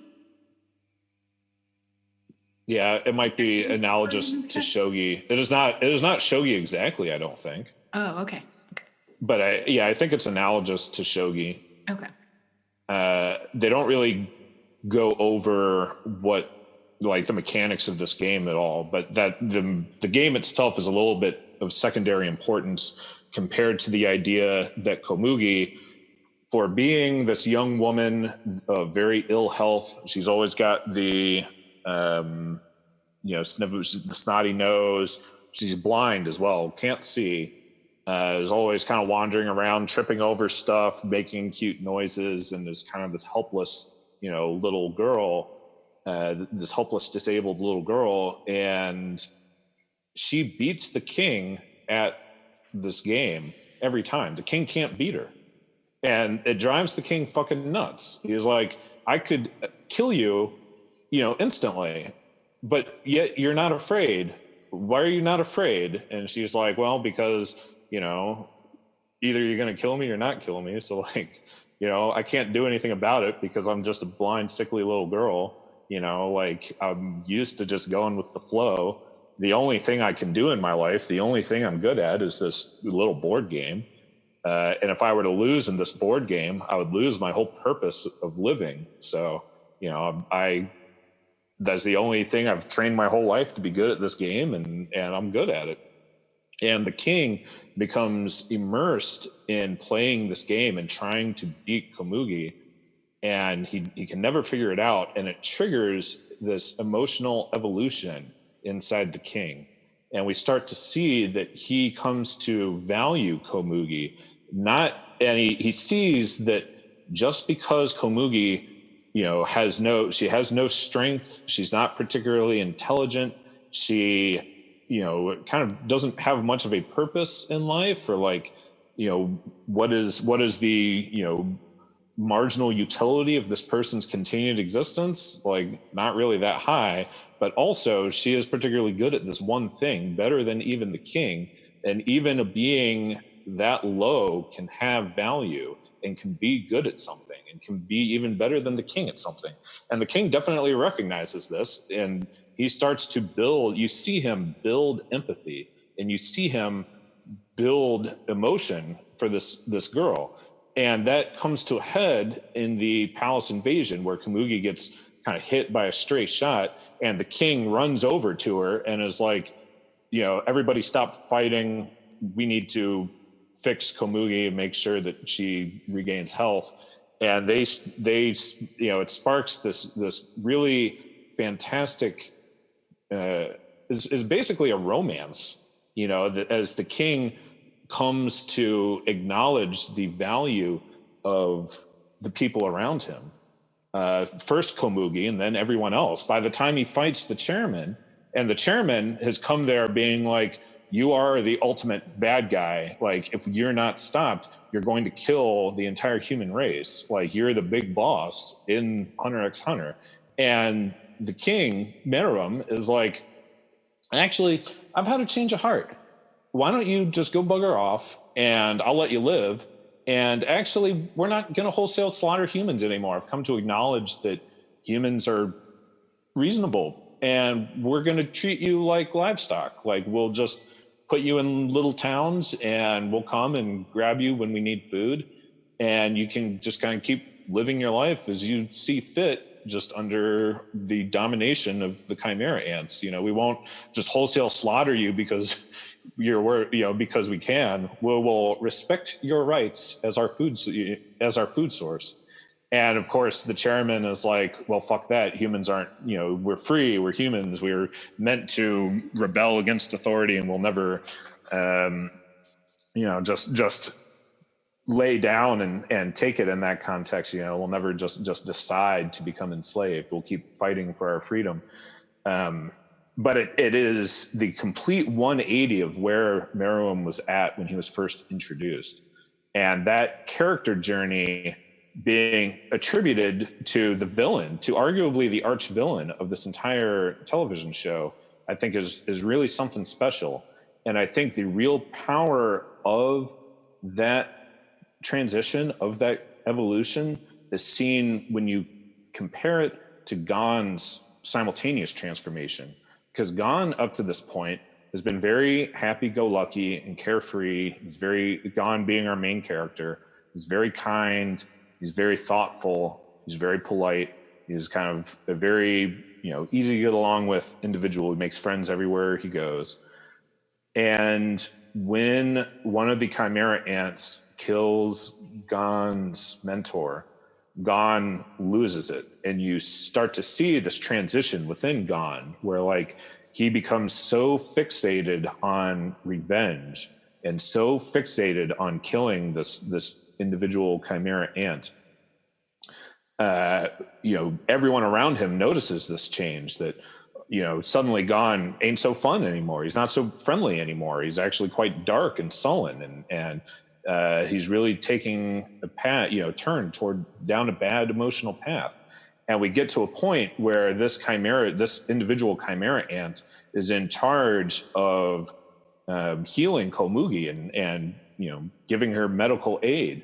And Gon is straight like, fuck Komugi, like, fuck this stupid girl, like, I need to kill you right fucking now. I don't care who's in the way. I don't care if innocent bystanders get hurt. I don't care, if it wrecked, he has to sacrifice his own health and body in order to kill this chimera ant. And he's like, I'll sacrifice my friends, innocent bystanders, sacrifice myself. Like, I only care about killing you and getting revenge.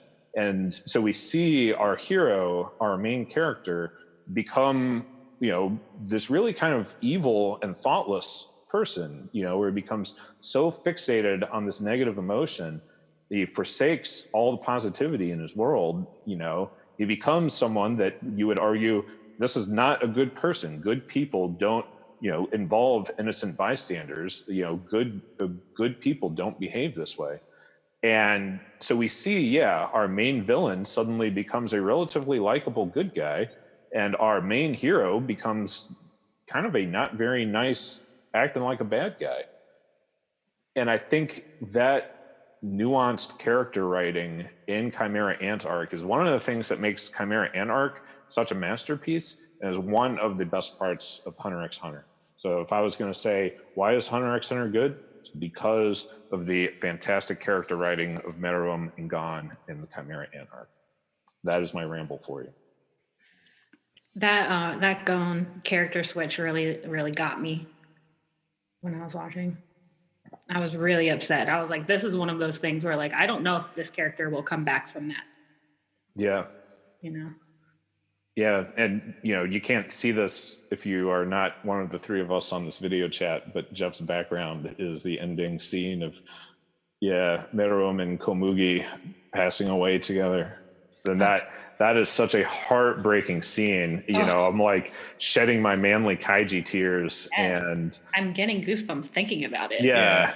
No, it's very impactful. Yeah, and then think about when we're introduced to this guy, he's the arch nemesis of arguably the entire show. I hate how much I like him. Exactly. Might be the best Shonen Jump villain. Mm-hmm. Arguably one of the best. Yeah, I guess that's just summarize the entire series on one.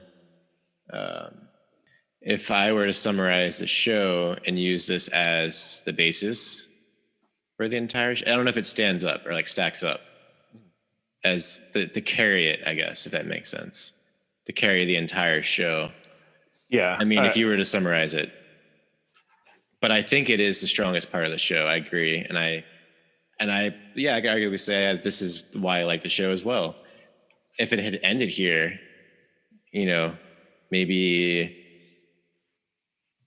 it would have a different, we don't know where it's going to go after this necessarily. We have, there's 10 episodes, 15 episodes? After Chimera Ant Arc. Right. Yes. After that is the arc of Killua using his mysterious superpowered sister to try to save Gon.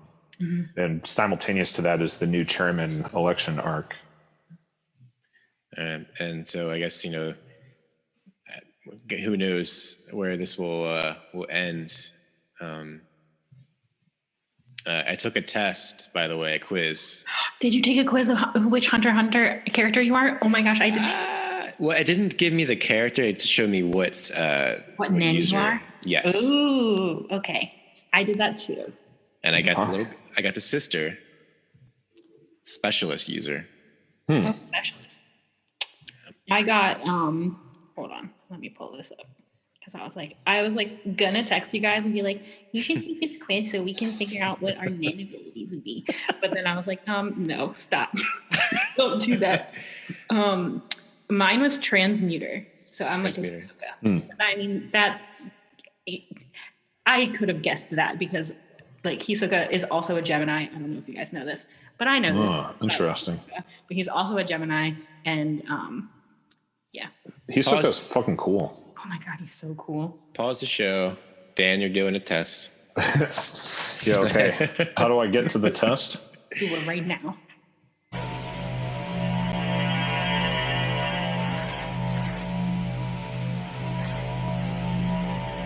I am a emitter. Emitters specialize in being able to channel and separate their aura from the source, their bodies. They're especially powerful opponents when it comes to long-distance fighting, as well-trained emitters can hold their aura for a long span of time and over an incredible range. Their attacks may be more powerful with lasting effects, or they may be passive and highly attuned. Emitters are incredibly loyal friends, though the impulsive and temperamental nature of some can get them into a lot of trouble.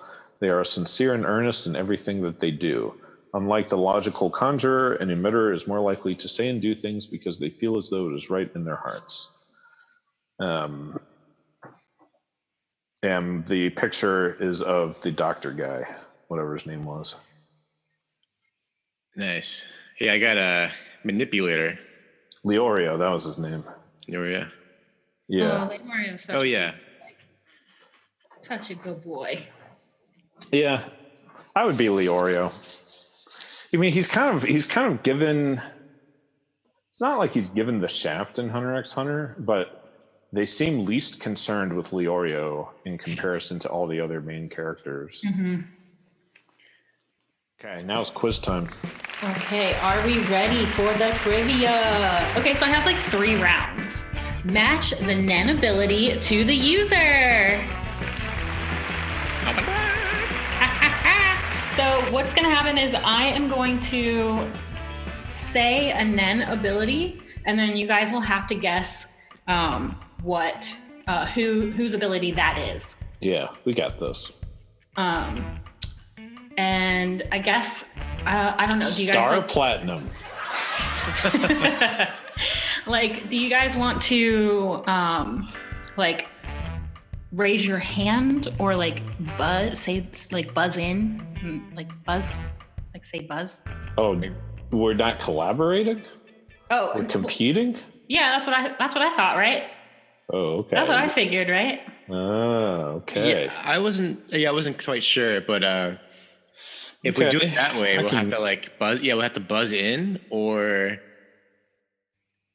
whoever says it first. Yeah, I don't know. Yeah, that's tough. Well, whoever says it first. Yeah. Well, we'll see. We'll see how we do with the competition. Got my eyes on you, Geoff. Don't hurt me, please. I mean, I guess I'm gonna Zawaldo on you.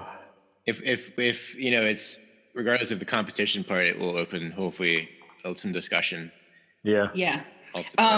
So I have I have a lot of them. And then I just let me know when to stop asking you guys questions for this round, because there's another round that is guessing the guessing the quote. And then one round of who killed who. Ooh, cool. Okay. So I have a lot of trivia that we can get through, but also if you guys want to move on to another round, just let me know. Let's just do 10 of each. Okay. And then for the first round, I have a bonus round if you want to name another Nen ability from that user. Okay. And can you guys keep your own score? Yes. Okay. And then what are you guys fighting for? Honor. Glory. The Hunter. What else is there? Exam license. Exam license. Yeah. What else is there to fight for in life but honor, glory, respect, and pride? Maybe I'll make the winner their very own Hunter license. Oh, that'd be cool. With special abilities. Geoff, okay, Geoff ready? Can use his Nen abilities to create donuts out of thin air. Nen donuts. Donuts. Donuts. Okay, are we ready? Let the games begin. Shall I start with Dan or Greg? Gregory. Okay. I'll start out with 2 easy ones. How about dowsing chain? Dowsing chain? Yes. That's the guy whose eyes turn red, one of our main characters, the blonde one, and he wants to avenge his fallen family that was killed by the Phantom Troop. Ooh. If you can't get it, then the next person can get it. Yes. Yeah, well, I can't ever remember anyone's names, but we all know that this is who, we all understand who it is I'm talking about. You gotta say it. It starts with a K, right? Okay. Killua. It's not Killua. It's similar. I'm just gonna look it up online. I can't remember his fucking name. I would never be able to remember anyone's names on here. The blonde guy in Hunter x Hunter. Yeah, Geoff, do you have a character list pulled up? Do I? Kurapika. Yeah. There you go. Kurapika. There you go. Okay, and then And you can also now say another one of his moves, his Nen abilities. Well, he's also got the one where he wraps a chain. No, that's not really a Nen ability, is it? When he wraps the chain around his heart and says, "I promise not to kill anybody except a Phantom Troop member," and that gives him extra special super strength. But I'm not sure that's a Nen ability as much as like anyone that uses Nen can make these kinds of like weird promises to themselves to get more power. That is a Nen ability. Oh, okay. And it does have a specific name. Yeah, there's no way I'll remember that name. Okay, it is Judgment Chain. Okay. Yeah. Okay, so Dan gets 1 point. All right, Geoff, are you ready? Lightning Palm. Killua! Yeah! I got him confused. And then can you name another? Lightning bulb.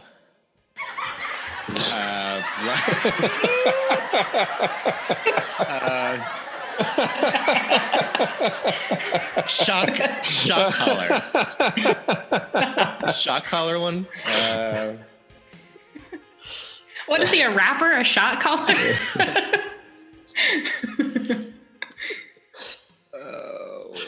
Lightning bolt. For those dark situations you might run into. I cannot. All right, 1 point for Jeffrey. Woo! It's getting really hot in here. He's sweating, guys. He's sweating. My armpits are perspiring. They're moist. Okay, so you both have a point now. Let's kick it up a notch. Let's kick it up. Jeez. Okay, let's go with spiritual message. Spiritual message. Oh, is that the mob boss's daughter? No. Okay. Do you know Geoff? Yeah, Geoff, do you know? Spiritual No. message. Spiritual message. If I had to guess, Yeah, just throw a name out. is this a main character? Yes. Is it Palm? Is it Palm? Not Palm. Mm-mm. You got a guess, Joffrey? Isaac. No. Who's Isaac? Netero. Oh, word. It's Such a weird name. It's because it's like normal. Mm-hmm. It is Shiapoof, one of the king's 3 guards. You know, right. Yeah. Of course, duh. Huh. You say that, but what is the power of spiritual message? It's at the end. It's when he is like he emits all of his little like bumblebee guys or like. Oh, right. And okay. he tells everybody at the castle that everything it's gone to shit. Everything's right. Shit hit the fan. Right. Okay. All right, Jeffrey. Remote punch. Knuckle. Nope. It's Leorio, right? Yes. No, you got the point. Yep. You got the point. It is also Leorio's only Nen ability. Mm-hmm. No bonus round. I'm sorry. Yeah, he just looks like Wolfwood. That's his ability. All right, Dan. Mm-hmm. Dr. Blythe.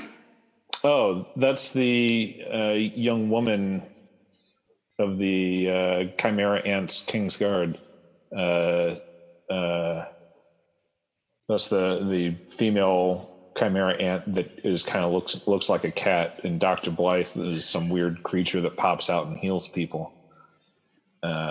What's her name? Are we allowed Are we allowed to have a character list, Net. Andy? Yeah. Well, Dan looked it up in the first question. Yeah, nipple, something that starts with an N. Nipple napple. Nipple. Oh my god. Cat chimera ants. Just go to my anime list and pull up the character. Neferpitou. Yeah, Pito. Yes, Neferpito. Yeah. Yeah. All right, so I'm gonna pull a list up, just the names. Yeah. Go ahead. Abilities. Yeah, go ahead. With that. Can you name another one? Well, in addition to Dr. Blythe, she's got the bird that comes out when she raises her arms like this, and she uses it to attack Chairman Netero when he's in the sky. That's her quick attack move. I don't remember what it's called, though. Geoff, do you know what it's called? God's wings. It is not. It is called puppeteering. Puppeteering. The puppet thing. Yeah, right. Of course. Right. Mm-hmm. Of course, it was so obvious. Kev's going like, I'm a puppet. I knew all these. You guys are keeping score, right? Oh yeah, of course. 2. Okay, cool. Okay, Jeffrey. Crazy slots. Give me a hint.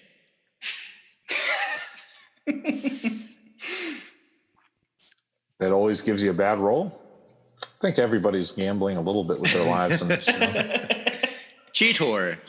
The cheetah character. No. I'm like, as I'm playing this, I'm thinking of all the random characters that I just don't know the names of. And I literally hate that character. Oh my god. just runs.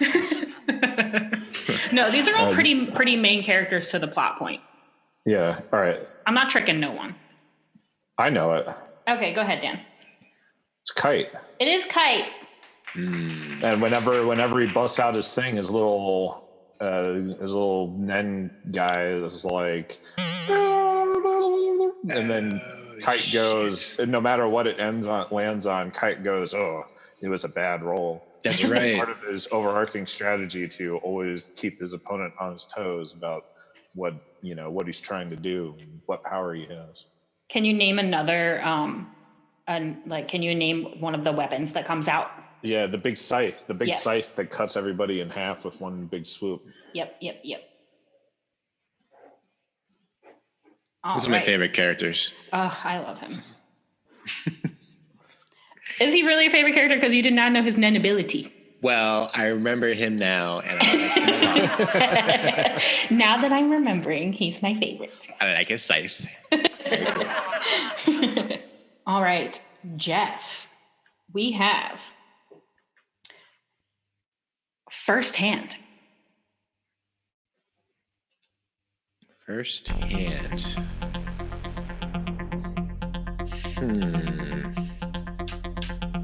Did I say his name already? Yes. Is it a little person that pops out that hovers over you? First hand. Razor. Who is Razor? Oh, Razor was the guy on Greed Island that was the big boss of Greed Island, right? Yeah, he used the volleyball. Yeah. Oh, the volleyball guys. Yeah. No, this is Netero. He has the... Well, okay. That makes sense. Like a half a point? Oh, sorry, I didn't let Dan get it.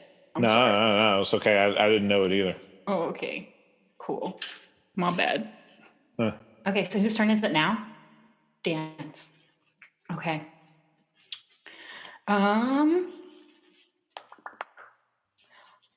Aura synthesis. Star Platinum? Goes,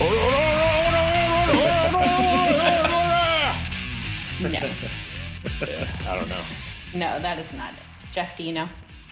Aura synthesis. Aura synthesis. Synthesizing. And we were not repeating characters, right? No, I have not. Yuppie? No. That would have been my guess, too. Oh, really? Yeah, no. It is actually Meruem. Mm-hmm.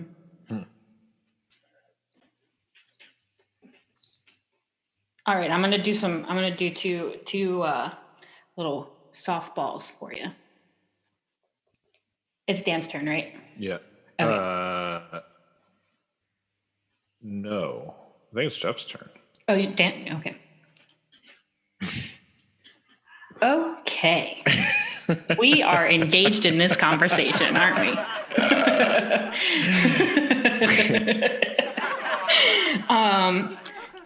Texture surprise. Oh, that's Hisoka. Yes. And what is another one of his? Yeah, the gummy texture, the gum ball, bungee gum. There you go. There we go. There we go.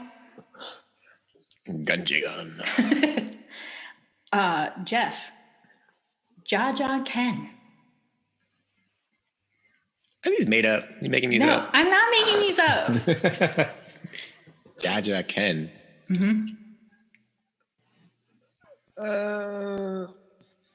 Yeah. Any guess? Just throw a name out. Bisky. No. Bisky is like expanding. Bisky's Nen ability is to make you beautiful, isn't it? Oh yeah, I guess To you're right. refresh you. Yeah. I thought it was to make her muscular. I think the muscles are all Okay. on her own, and her Nen ability is like you go to a salon and feel totally refreshed. And that was how she becomes the training boss, because she beats you up and then uses her Nen ability to heal you up and rest you quicker. No, it was Gon. Yeah, it was gone. He and yeah, it was Gon. I can name another ability. Go ahead. Rock, paper, scissors. That's what John it is. Ken is. You're right. Is it really? You're right. Yeah. I thought I was lobbing you a softball. Yeah. How do you say it in Japanese? Junkin. John can, well, his like specific abilities are John can goo or John can paw, depending on like rock, paper, scissors. But the general term is John can. Gotcha.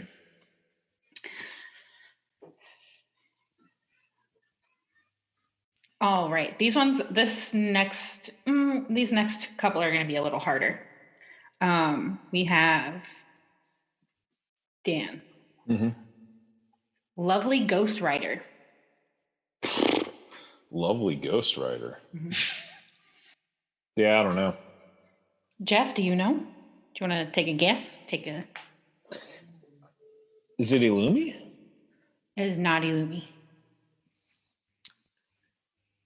Do they write for a living? Are they authors? Not specifically, but that is part of it.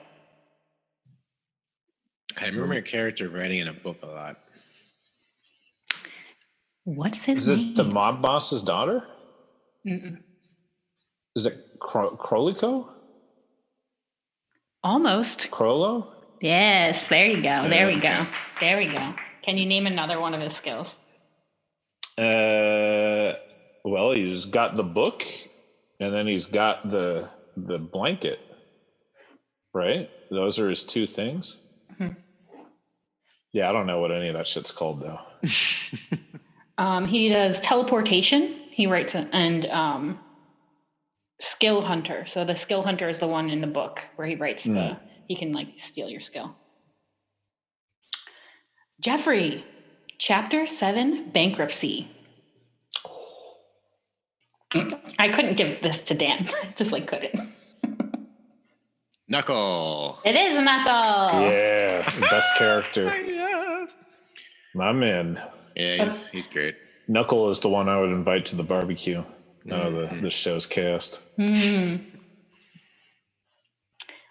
does not have any other special abilities. He just uses Chapter 7. I would But he say- is extremely strong. Yeah. Yeah, I would say that the way dogs love him is a special ability. Yes. He's a dog whisperer. He is Dog Whisperer. Okay, I believe that's all I have. Do you want to do Who Killed Who, or do you want to do that one last? Let's do Who Killed Who. All right.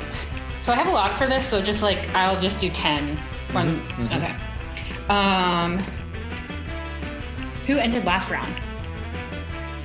I'll give you a name and you tell me who killed them. And then bonus points if you can tell me how. Okay. Kite. Kite was killed by Pito, and Pito flew off jumped from the chimera ant nest to the cliff and took off Kite's arm. Gon and Killua were ready to jump in and start. Well, Gon was ready to jump in and start fighting. Killua knocks out Gon and runs. Kite is encouraging them to shut up and get away, and then Kite dies off screen. Kite does die off screen, but what happens after? Pito kills him off screen, and then you see Pito. You see Pito with Kite's head in her lap. Okay, yeah. And she's like grooming it and being like, I guess I am pretty strong. Yeah, so she decapitates him, but then also after that turns him into a puppet. Oh yeah, that's true. Yeah, it's true.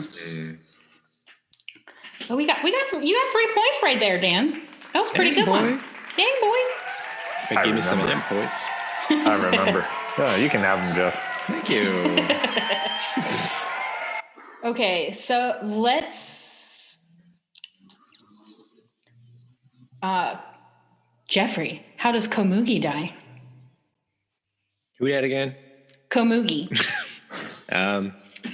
She is... Who kills her and how does she die? She dies by getting impaled by a dragon spear. Yes, that is the anime we all watched. Just look behind you, Geoff. Oh, yeah. The gas. Yeah. She almost dies by the giant spear that crashes through the castle. Yes. Who Oh, yeah, that's true. The government. So who specifically does she get killed from? Wasn't it the king? Not the king, the government politician leader? No. It was Chairman Netero. Yes. Chairman Netero. Oh, that's right, that asshole. Yeah, he blows up the... Jeffrey? Where did the gas come from? I don't remember. He blows himself up. Mm-hmm. Does the gas come from his body? Yes, and it's called? Gas. Chemical X. Poison Rose. Poison. That's right, because the rose in his heart. Yes, that's right. Of all the love he had for everyone. Asshole. What? I don't think that's why they called it the Poison Rose. I thought they called it the Poison Rose because it was like a giant red, like blooming explosion, like a nuke. It was a dirty bomb that he had implanted in his own body. It just kills everyone. It's like that's so cheap though. Self-detonating. Yeah, it didn't feel very cheap in show. It didn't. No. It was dramatic. But, yeah. Who did that? Was it Cell, or is it who explodes? All right, next one. Dan. Mm-hmm. How does Bourbon die? Bourbon. Mm-hmm. Who the fuck's Bourbon? It's from the Hunter exam arc. Does Killua kill him in the... Okay. Killua killing him accounts for like half the deaths in the that were shown in the Hunter exam arc. Hisoka kill him? He is also the number one killer in the Hunter exam arc, but no. Then the snakes must have killed him. Jeffrey, do you know? You got me. Who is Bourbon? Yeah, was Bourbon the Snake Master? Bourbon was, so he dies from Ponzu's bees. Ponzu sticks her bees on him. Right, so Bourbon was the Snake Master that was in the cave, and then the girl with the big hat sends the bees to go attack him. Yeah, but she can't get out. because the snakes are all still there. Mm-hmm. Word. I'll give you a point. Oh, well, That thanks. was a hard one. Jeffrey, how does Neferpito die? Trying to remember. I'm trying to remember who the character looks like. Pito, she's the cat girl. Okay. Took me. It's had a brain fart. It's a little, Gon kills her with the giant Kamehameha wave. Yes. Fire blast thing, That's right? actually my least favorite part of the whole show. Why? Because Gon sacrifices his life energy? No, I just think it's really, like, awkward. It's like an awkward way for that plot to unfold, for Gon to, like, get the big hair superpower. Like, I don't see, there's no evidence. Like, it just stands out like a sore thumb to me, that whole concept that, like, for whatever reason, Gon is just magically superpowered at the expense of his life force. Is like, wouldn't people be doing that all the time? Like, why doesn't Chairman Netero do that when fighting the king then? You know, like, where does this sudden power up come from? I think it's pure rage. Yeah, well, Bisky can change her form, but that's about it, right? And Yuppie kind of changes a few times, different forms. I think those are explained in different ways. Like, right. Biscuit's big thing is that she wants to present as this petite little girl, so she, like, just kind of forces her body to maintain this certain compact form. And then Yuppie's whole thing is that he's like this big amalgamous kind of blob type entity anyway. But we have not seen that Gon is able to do any kind of meaningful physical transformation. He just kind of gets the power up, and then people around him are like, good Lord, he's powered up. You know, It's like, what? And everyone treats it like it's this, I guess because everyone treats it like it was this spectacular event, you know, like it is above and beyond the usual. That's what I don't like about it, because I don't like these kinds of, like, weird coincidences or, like, one-off miracles happening in media like that. Anyway, next one. Okay, Uvo. How does Uvo die? Kurapika kills him with the chain. Yes. That is. Jeffrey, how does... This might be hard. Oh, jeez.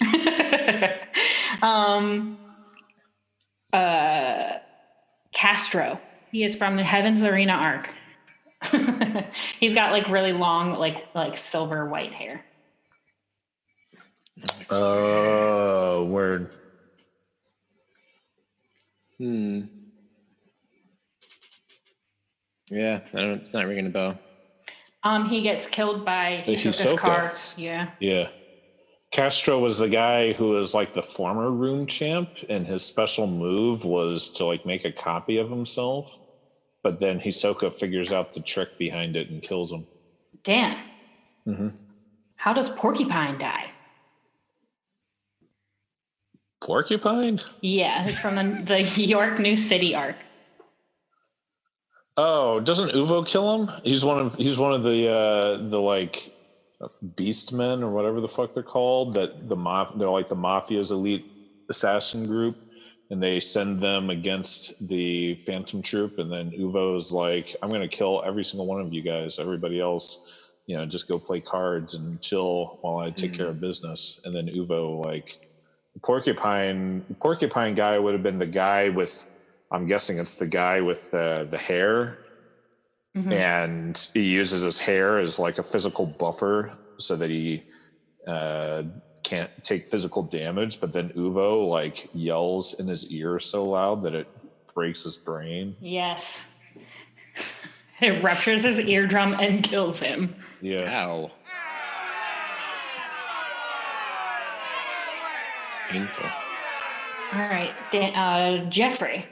How does Togari die? And it's from the Hunter exam arc. Togari. I think, don't quote me on this, but I think it might be like the first death. I don't know. Give me a hint. If it's the first death, then it's the serial killer guy, right? Oh, maybe not the first one. So don't quote me. So don't quote me on that. Does Isuka kill him? Yes. Oh my god, you got That that. was a wild guess, because he was killing people left and right. He was killing people left and right. How does Isuka kill him? He I have a hard time not giving hints. He follows him through the tunnel and throws him down a well, and he drowns in the well. No? No. Slices his neck off, his throat. It's like With his nails.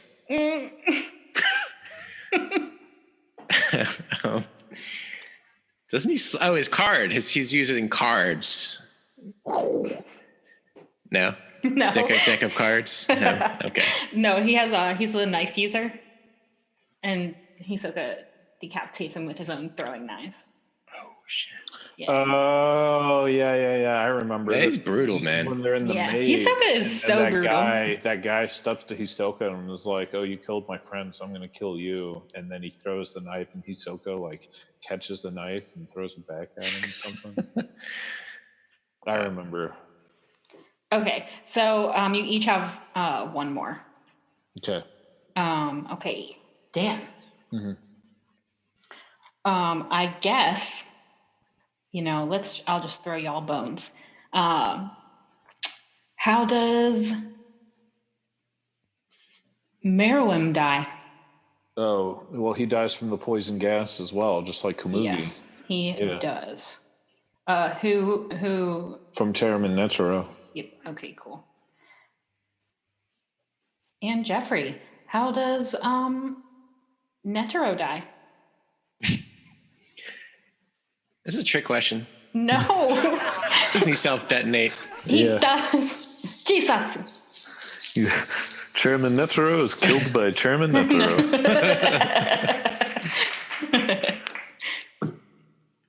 Okay, let's see. This time I think I did a better scoring job.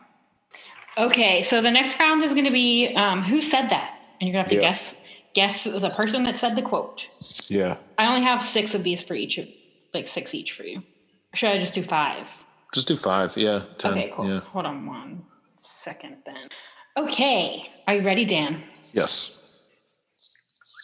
I do not fear death. I fear only that my rage will fade over time.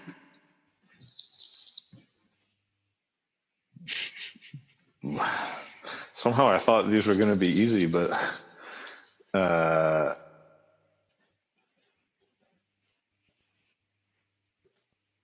Yubi? No.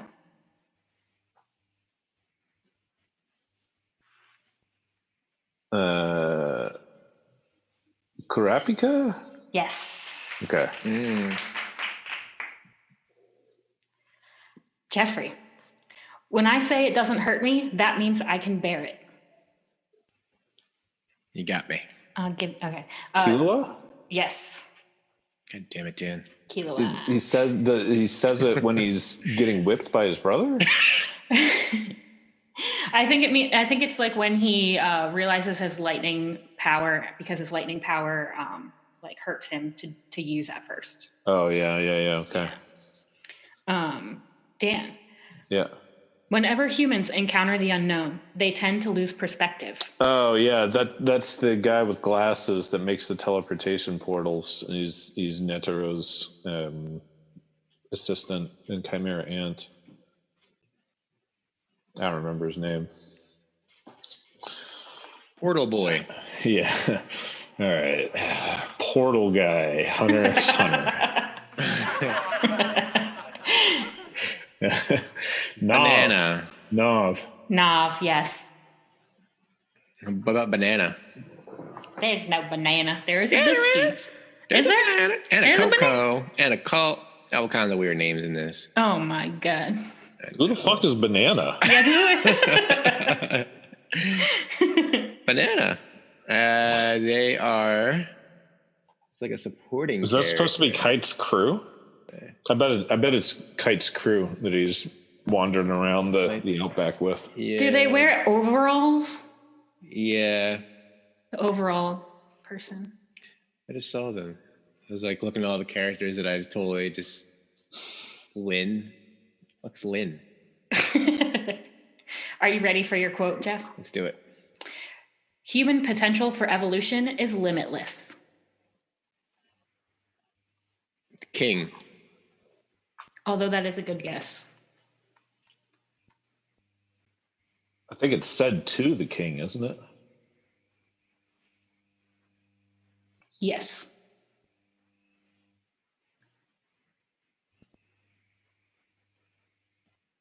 It's not Komogi then. Yeah, I don't know. Dan? Chairman Netero? It is. Chairman Says Netero. it says it in the fight with the king. When he powers up. Yeah. Dan, if you want to get to know someone, find out what makes them angry. Killua? No. Gone? Mm-hmm. Huh. That was a lucky guess on my part. I don't remember when Gon says that. I think he says it in the beginning. Where When like I feel like it was a situation where Killua like got like never mind, I don't know. I'm picturing the scene in my head, but I can't explain it. Word. Okay, Geoff. It takes a mere second for treasure to turn to trash. Gerada. What? Are you just naming random characters now? Mito Freaks. No. You don't get no point. Cherry. What about Dan, do you know? No, I don't know. It's Hisoka.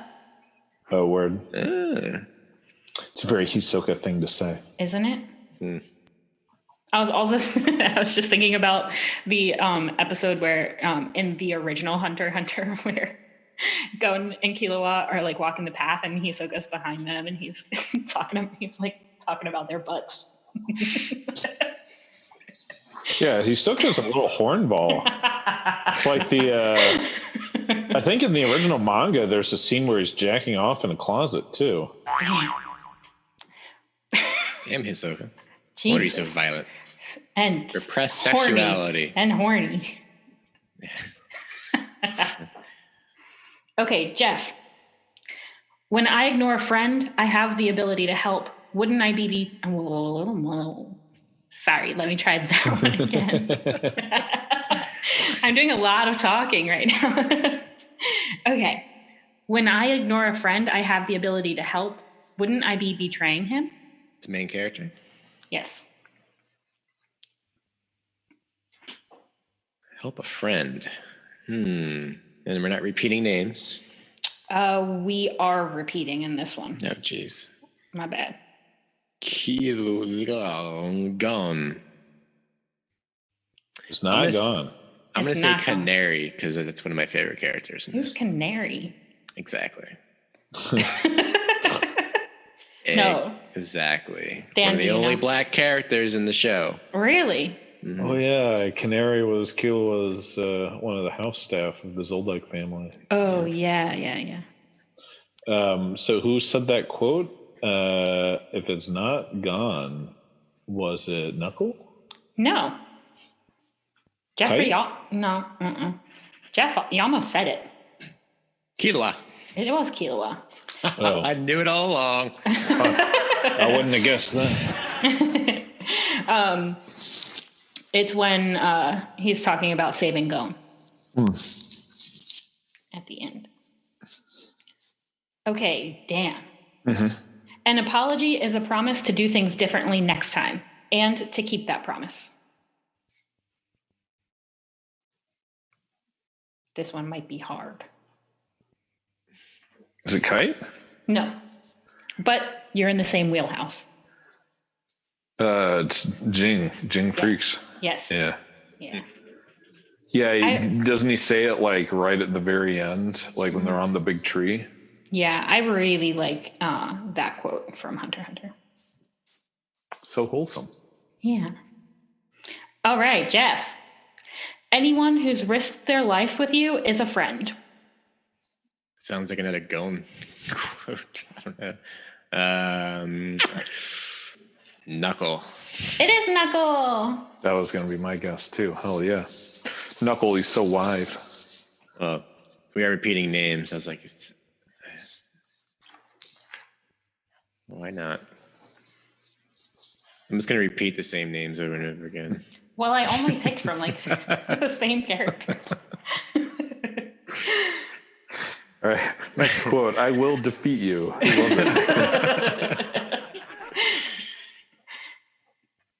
it. Dan. Yeah. All good hunters get along well with animals. It's either Kite or Jing. It's Jing. Jing says it to Kite in the sewer. No, Kite says it to Gon about how Gon gets along well with the animals in the jungle. Right. Okay. But Kite only. So yeah. Okay. Kite says it though because of Jing. I'm sure of it. Because there's the scene where Kite is like walking through a sewer because he's a little homeless kid, and he comes across Jing just surrounded by animals, and he's like petting them. And then Kite is recounting the story to Gon about how he met Gon's father, and he's like, and real hunters always get along well with animals. Your father, yeah, that's how I knew your father was such a great hunter. Okay, Geoff. I'll wait, and when the fruit is ripe, I'll pluck it. When the fruit is ripe. Hisoka. Yes. I really want to say Panzu just because it's another random character. Panzu was cute. I liked her. Her little bubble hat. She looks like what's her face from Yu Yu Hakusho. Another character. That might be why I liked it. I don't know. Okay, now I have like just random like trivia. Okay. That is multiple choice. Are we ready? Yes. Let's see, how many do I have? I do have 20, but I don't think we need to do 20 because oh my God. Let's just do 10. Let's do 5. 5? Okay. I'm just going to go down the list in which I wrote them then. I'm not going to pick which one. Yeah. Dan. In the first few episodes, Leorio is forced to take a quiz. What answer did he use to solve this quiz? A, daughter. B, silence, like he didn't say anything. C, mother. Or D, no right answer. Isn't this when they're trying to find the next stage of the hunter exam and they're in the street and then their way is blocked by some old woman that's riddling them, or like an old man that's riddling them?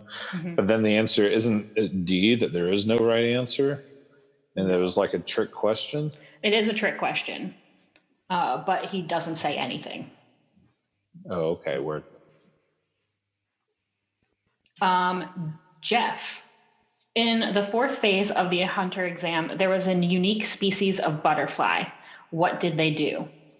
A, put out hypnotic scales. B, hunted birds. C, they were attracted to blood. Or D, they tracked Nen. The last one. No.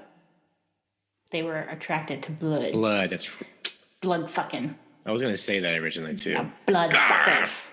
The blood You threw me off with that last one. Sorry. This is a quiz. This is trivia. Dan, what type of martial arts is Bisky a master of? A, Shionima. B, Kan Siho. C, Nen battle. Or D, Shingen Ryu. Oh, D. Yes. That is the right answer. Geoff. In the Hunter exam, Illumi was disguised as someone else. What was his alias? A. I'm going to butcher all of these, like, just for your info, so I'm so sorry. Get a racker. B. Shake. C. I can't even pronounce this. Galactar. Or D. Nettle. What was the original question? What was Illumi's alias in the Hunter exam? What was his alias's name? Gitaracker, Shake, Galactar, or Nettle? Nettle. No, it was A. A, yes. It is A. Okay. Well, you get the point. I'll give you the point. It's not really about the points now. I feel like, I am our resident Hunter x Hunter champ. You are. You've seen it 3 times all the way through. Okay, so Dan, in episode 3, Tompa poisons the soda. What does he use to poison them with? Midnight Howlers, cyanide, they were just expired, or laxatives? It's laxatives, right? D? Yeah, it is laxatives. That little dingle. I don't like him. Don't like him. Geoff. Karapika is extremely powerful, but his abilities have conditions. What would happen if he used his abilities on non-Phantom Troop members? A, he would die. B, he would lose his Kurta eyes. C, he would give up his power. Or D, his friends would die. It's either the first or second one.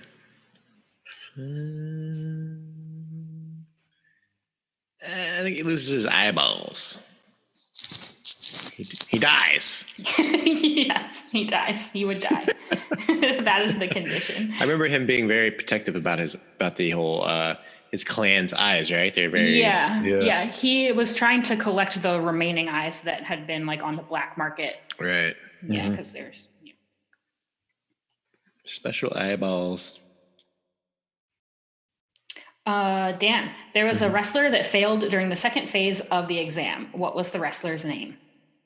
A, Tompa. B, TD. C, Toda. Or D, Alexander. Alexander.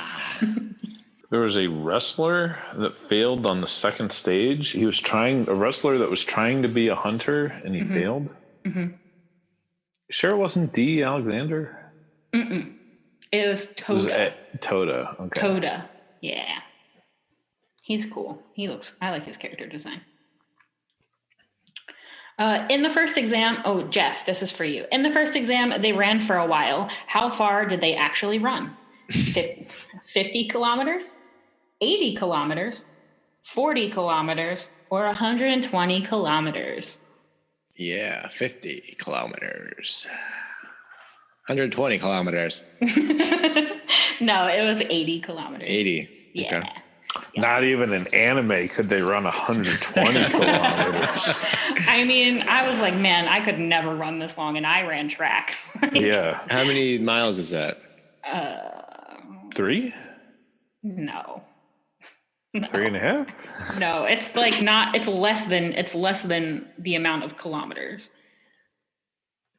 Right, or more. I don't know less. math. Kilometer is less than a mile. But it's not like significantly less. Yeah, it's not significantly. I was just making a joke. Oh, my bad. I didn't hear that. Yeah, someone non-American. Yeah. Someone who you. Yeah. Look, in this fucking country, we measure things by the foot. It's very precise. Yeah. It's so precise. I got big feet, so when we talk about a mile, that's a lot of feet. Okay, Dan, what animal did Kite save young Gon from?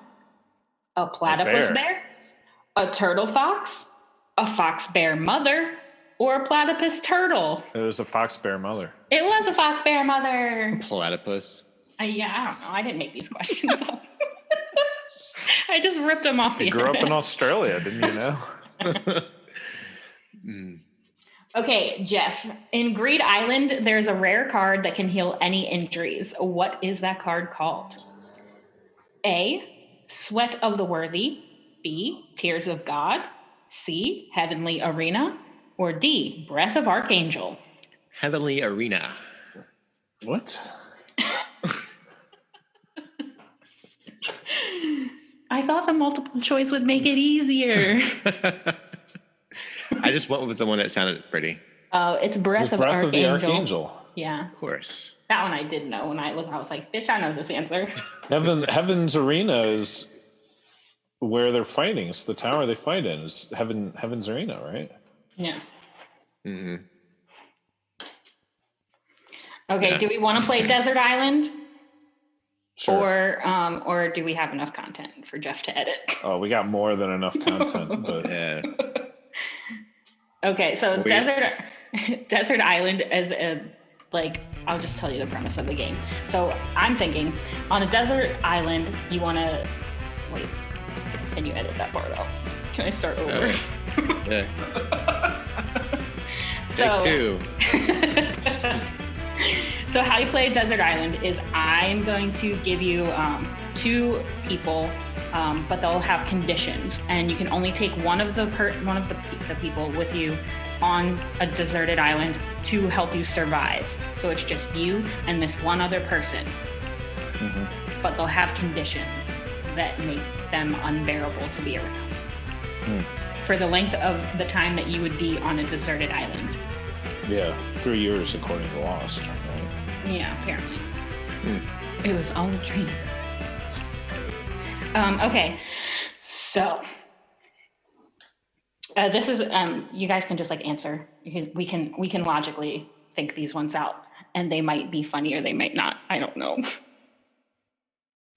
Okay, so let's do Hisoka, but instead of his bungee gum being sticky and being able to grab things, it's tickle hands. Or we could bring Kite, but his hands are full of Pocky, so he can't use his Nen ability. And just never-ending flow of Pocky in both hands. What is Pocky? Pocky is the Japanese biscuit stick candy. Oh well, bring the guy with the Pocky. Come on. With a Pocky, you wouldn't want Hisoka's I don't tickle want hands? anyone to tickle me. Yeah, that sounds awful. I would definitely choose Hisoka. I bring the guy with the snacks. With the snack, a never-ending supply of snacks. Snack hands. Yeah. But Hisoka's tickle hands could tickle things out of trees. Or tickle enemies away. Yeah, I guess you could die of laughter, I suppose. Are there really enemies on the deserted island that need to be tickled away? There might be. It's a deserted island. Guess there were in Lost, huh? There were a few in Lost. I'll still stick with Kite. Okay. We could take Leorio, but he only says, we could take Leorio, but he only does Nicolas Cage impressions. Or we could take Killua, but his hands are only used for yo-yoing. So he can't do anything except for yo-yo. I thought you were going to say you take Killua, but you have to be a woman, so Killua's always arguing with you and talking shit to you. No, he can only yo-yo. That's it, huh? Yeah. And Or Leorio, but he only does Nick Cage impressions. That would be great. Yeah, I'd take Leorio. At least Yeah. Leorio can do things while impersonating Nicolas Cage. It's helpful. Yeah, I could watch Face Off endlessly. I think the last thing I saw him in was what was the Mandy? Oh, yeah. Movie Mandy. Yeah, Mandy was really good, though. Mandy. Oof. Yeah, that's what everyone said. I never saw it, but it got a lot of hype. Yeah, the hype is real. Okay, are you ready for another one?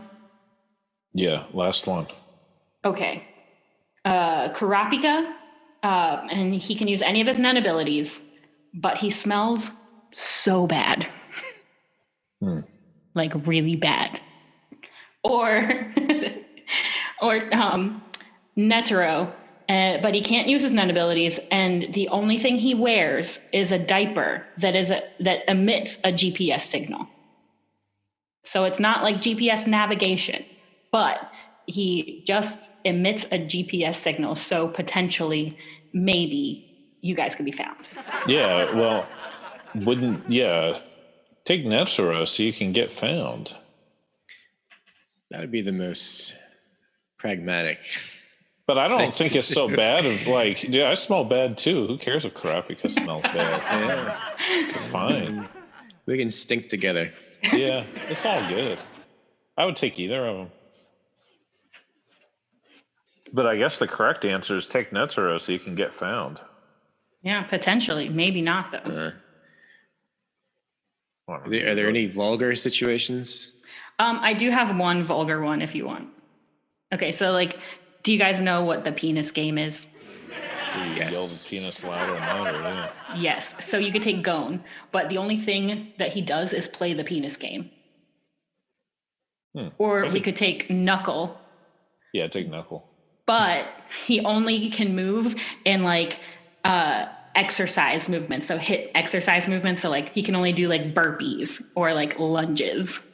That sounds cool. I would fucking take Knuckle.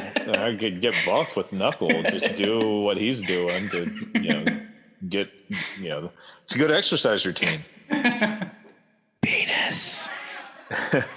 Penis.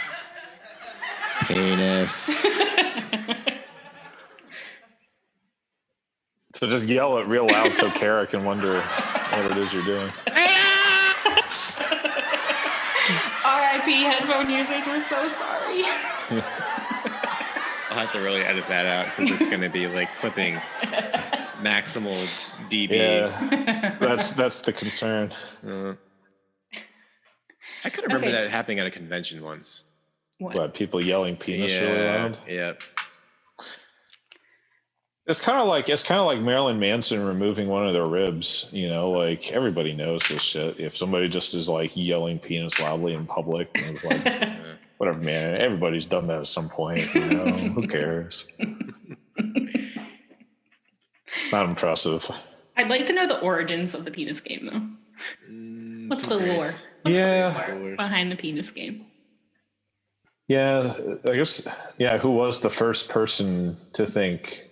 Let me just scream penis. Yeah, we'll challenge each other by seeing who can yell. And I guess penis is like, of all the words that you could yell, how'd they settle on that?